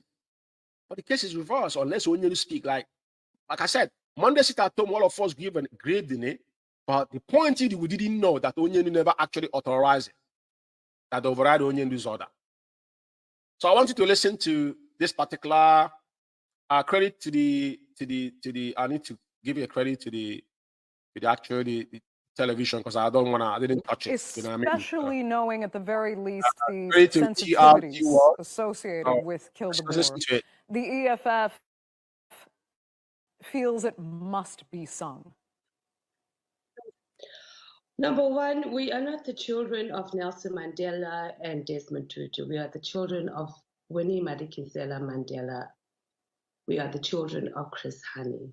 So that whole propaganda and nonsense that was sold to us in 1994 about a rainbow nation without restorative justice is not selling with us all. The inequality in South Africa has grown tremendous since 1994. So there was no justice that was given. We remain landless. We remain with our children dying in pit toilets. So there's no justice here in South Africa. So we're not going to unite here in South Africa until there is justice. And that includes economic justice. We are not going to have. Yes, I'm gonna leave it there. She spoke, very, very passionately, and she made a distinction, very, very, very decisive. That's why I advise people go and listen to Winnie Mandela's burial, and this guy Malema spoke on that. That's why some people didn't know that after Mandela was released from prison, shortly he divorced his wife. His wife was labeled terrorist, whereas he was touring around the world. There's a reason for that. And that struggle has continued with this face of EFF today. And the same now as looking all of us in our faces. And I think we should, IPOB is a phenomenon. And I know that this particular trial, this particular turbulence we are in now is what meant to be, to get us in a different position. Because I believe that after all this turbulence, what is going to unveil will marvel the world. That's all I can say. But let us take a lesson and know that struggle is not something that you gain by wishful thinking. You must be very, very precise and determined and doggedness. And at the end of the day, it is only the hardcore. You say 100 men and women with clean hearts. And the wave that is going in West Africa, you have seen it. The queue, so many countries actually need it. You know what I mean? If it's that new generation have to change it the way they are doing it. And it's because France has frustrated. ECOWAS should have using one currency today. Passport, all the money was put in place in this project. They frustrated it. When the euro came, France take up euro and pushed the French CFA to all the former colonies. Now they were using their money, not the ECOWAS were supposed to be using the same fund. It was only Guinea-Conakry that rejected it. And they have been growing. Their GDP is coming, I don't think it's 80% is coming from Africa.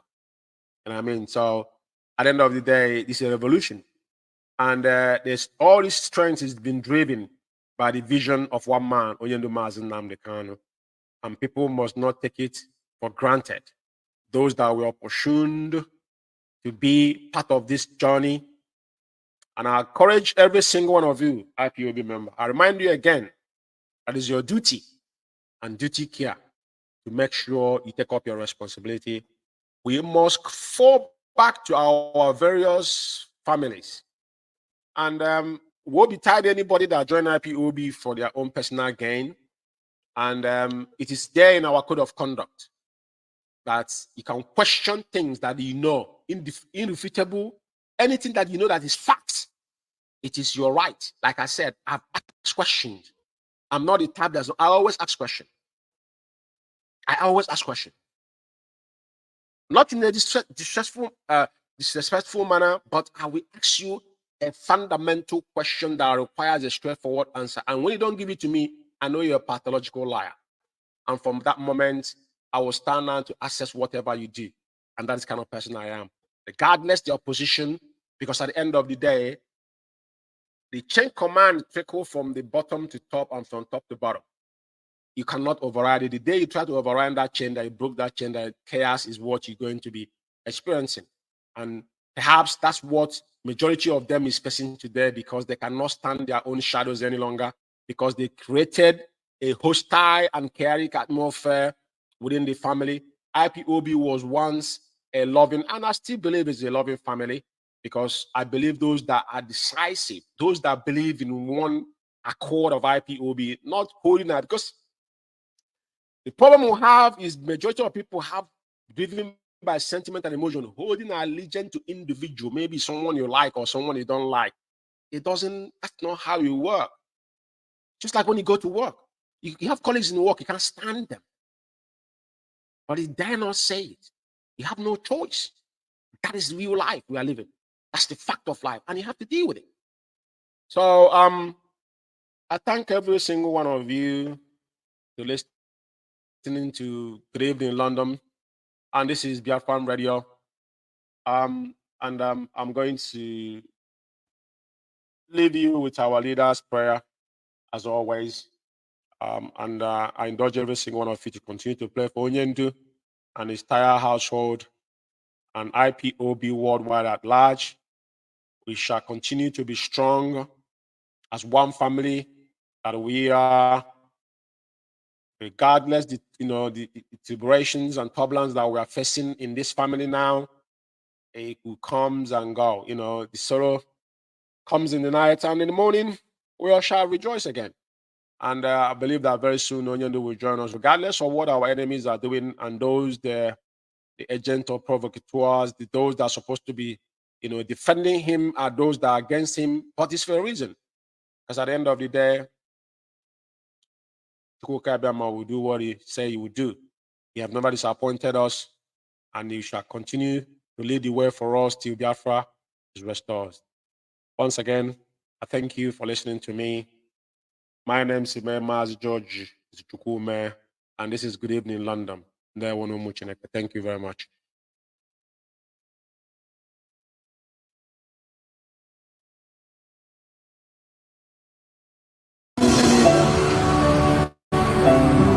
Onye anyị na-efe na-agọzi aha nsọ ya, onye duru ndị ya n'ụzọ ije si ebe niile dị iche iche ma ala Biafra. Anyị na-enye gị otuto, anyị na-enye gị nsọpụrụ, anyị na-enye gị eja n'ihi ihe gbasara IPOB zuru ụwa n'ime oke. Onwe ebe ọ bụla ị gara ahụ nwụ ụmụnne n'ime nzọpụta na nwere onwe Biafra. Anyị ji ofu obi were ịhụnanya, were mmekọta nwanne na nwanne wee na-aga ije. Anyị na-asị na ọ bụghị mmadụ dị n'ụwa, ọ bụ nsogbu abịa. Anyị na-asị na Biafra ga-agapụta nke anyị. Ise ọrụ ọgwụ ndụ mere ndụ azụ. Nwa mmadụ nwekwara nwa mmadụ ha anyị na-ekwu ọ ga-adịrị Biafra na mma. Ise ihe Chineke nna nke pụrụ ime onye ọbụ ya ama na onwe ya kere anya mmụọ ka anyị na-edewa ndị n'ime mmụọ na eziokwu si ozi nwere onwe Biafra. A sị na Biafra ga-adị anya na mma. Ise anybody I curse is cursed. Once I condemn you, you're finished. Ask the Sabo, those that tried to take over power when I was in prison, because I valued them, thought they were doing what we all swore to do. As soon as I went into prison, they started to connive to take over power. Where are they today? Because I cursed them. What you like is in public? What stupid country is that? What stupid country is that? I ask you.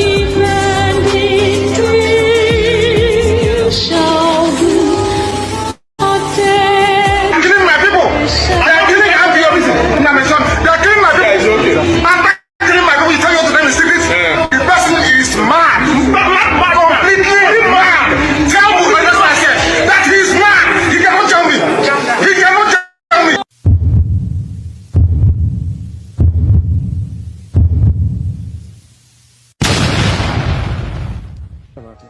Absolutely nothing. Nothing. I need them to understand this. We've crossed the Rubicon, the point of no return. There is nothing anybody can do. Biafra will come. Biafra Alpha Power Media International.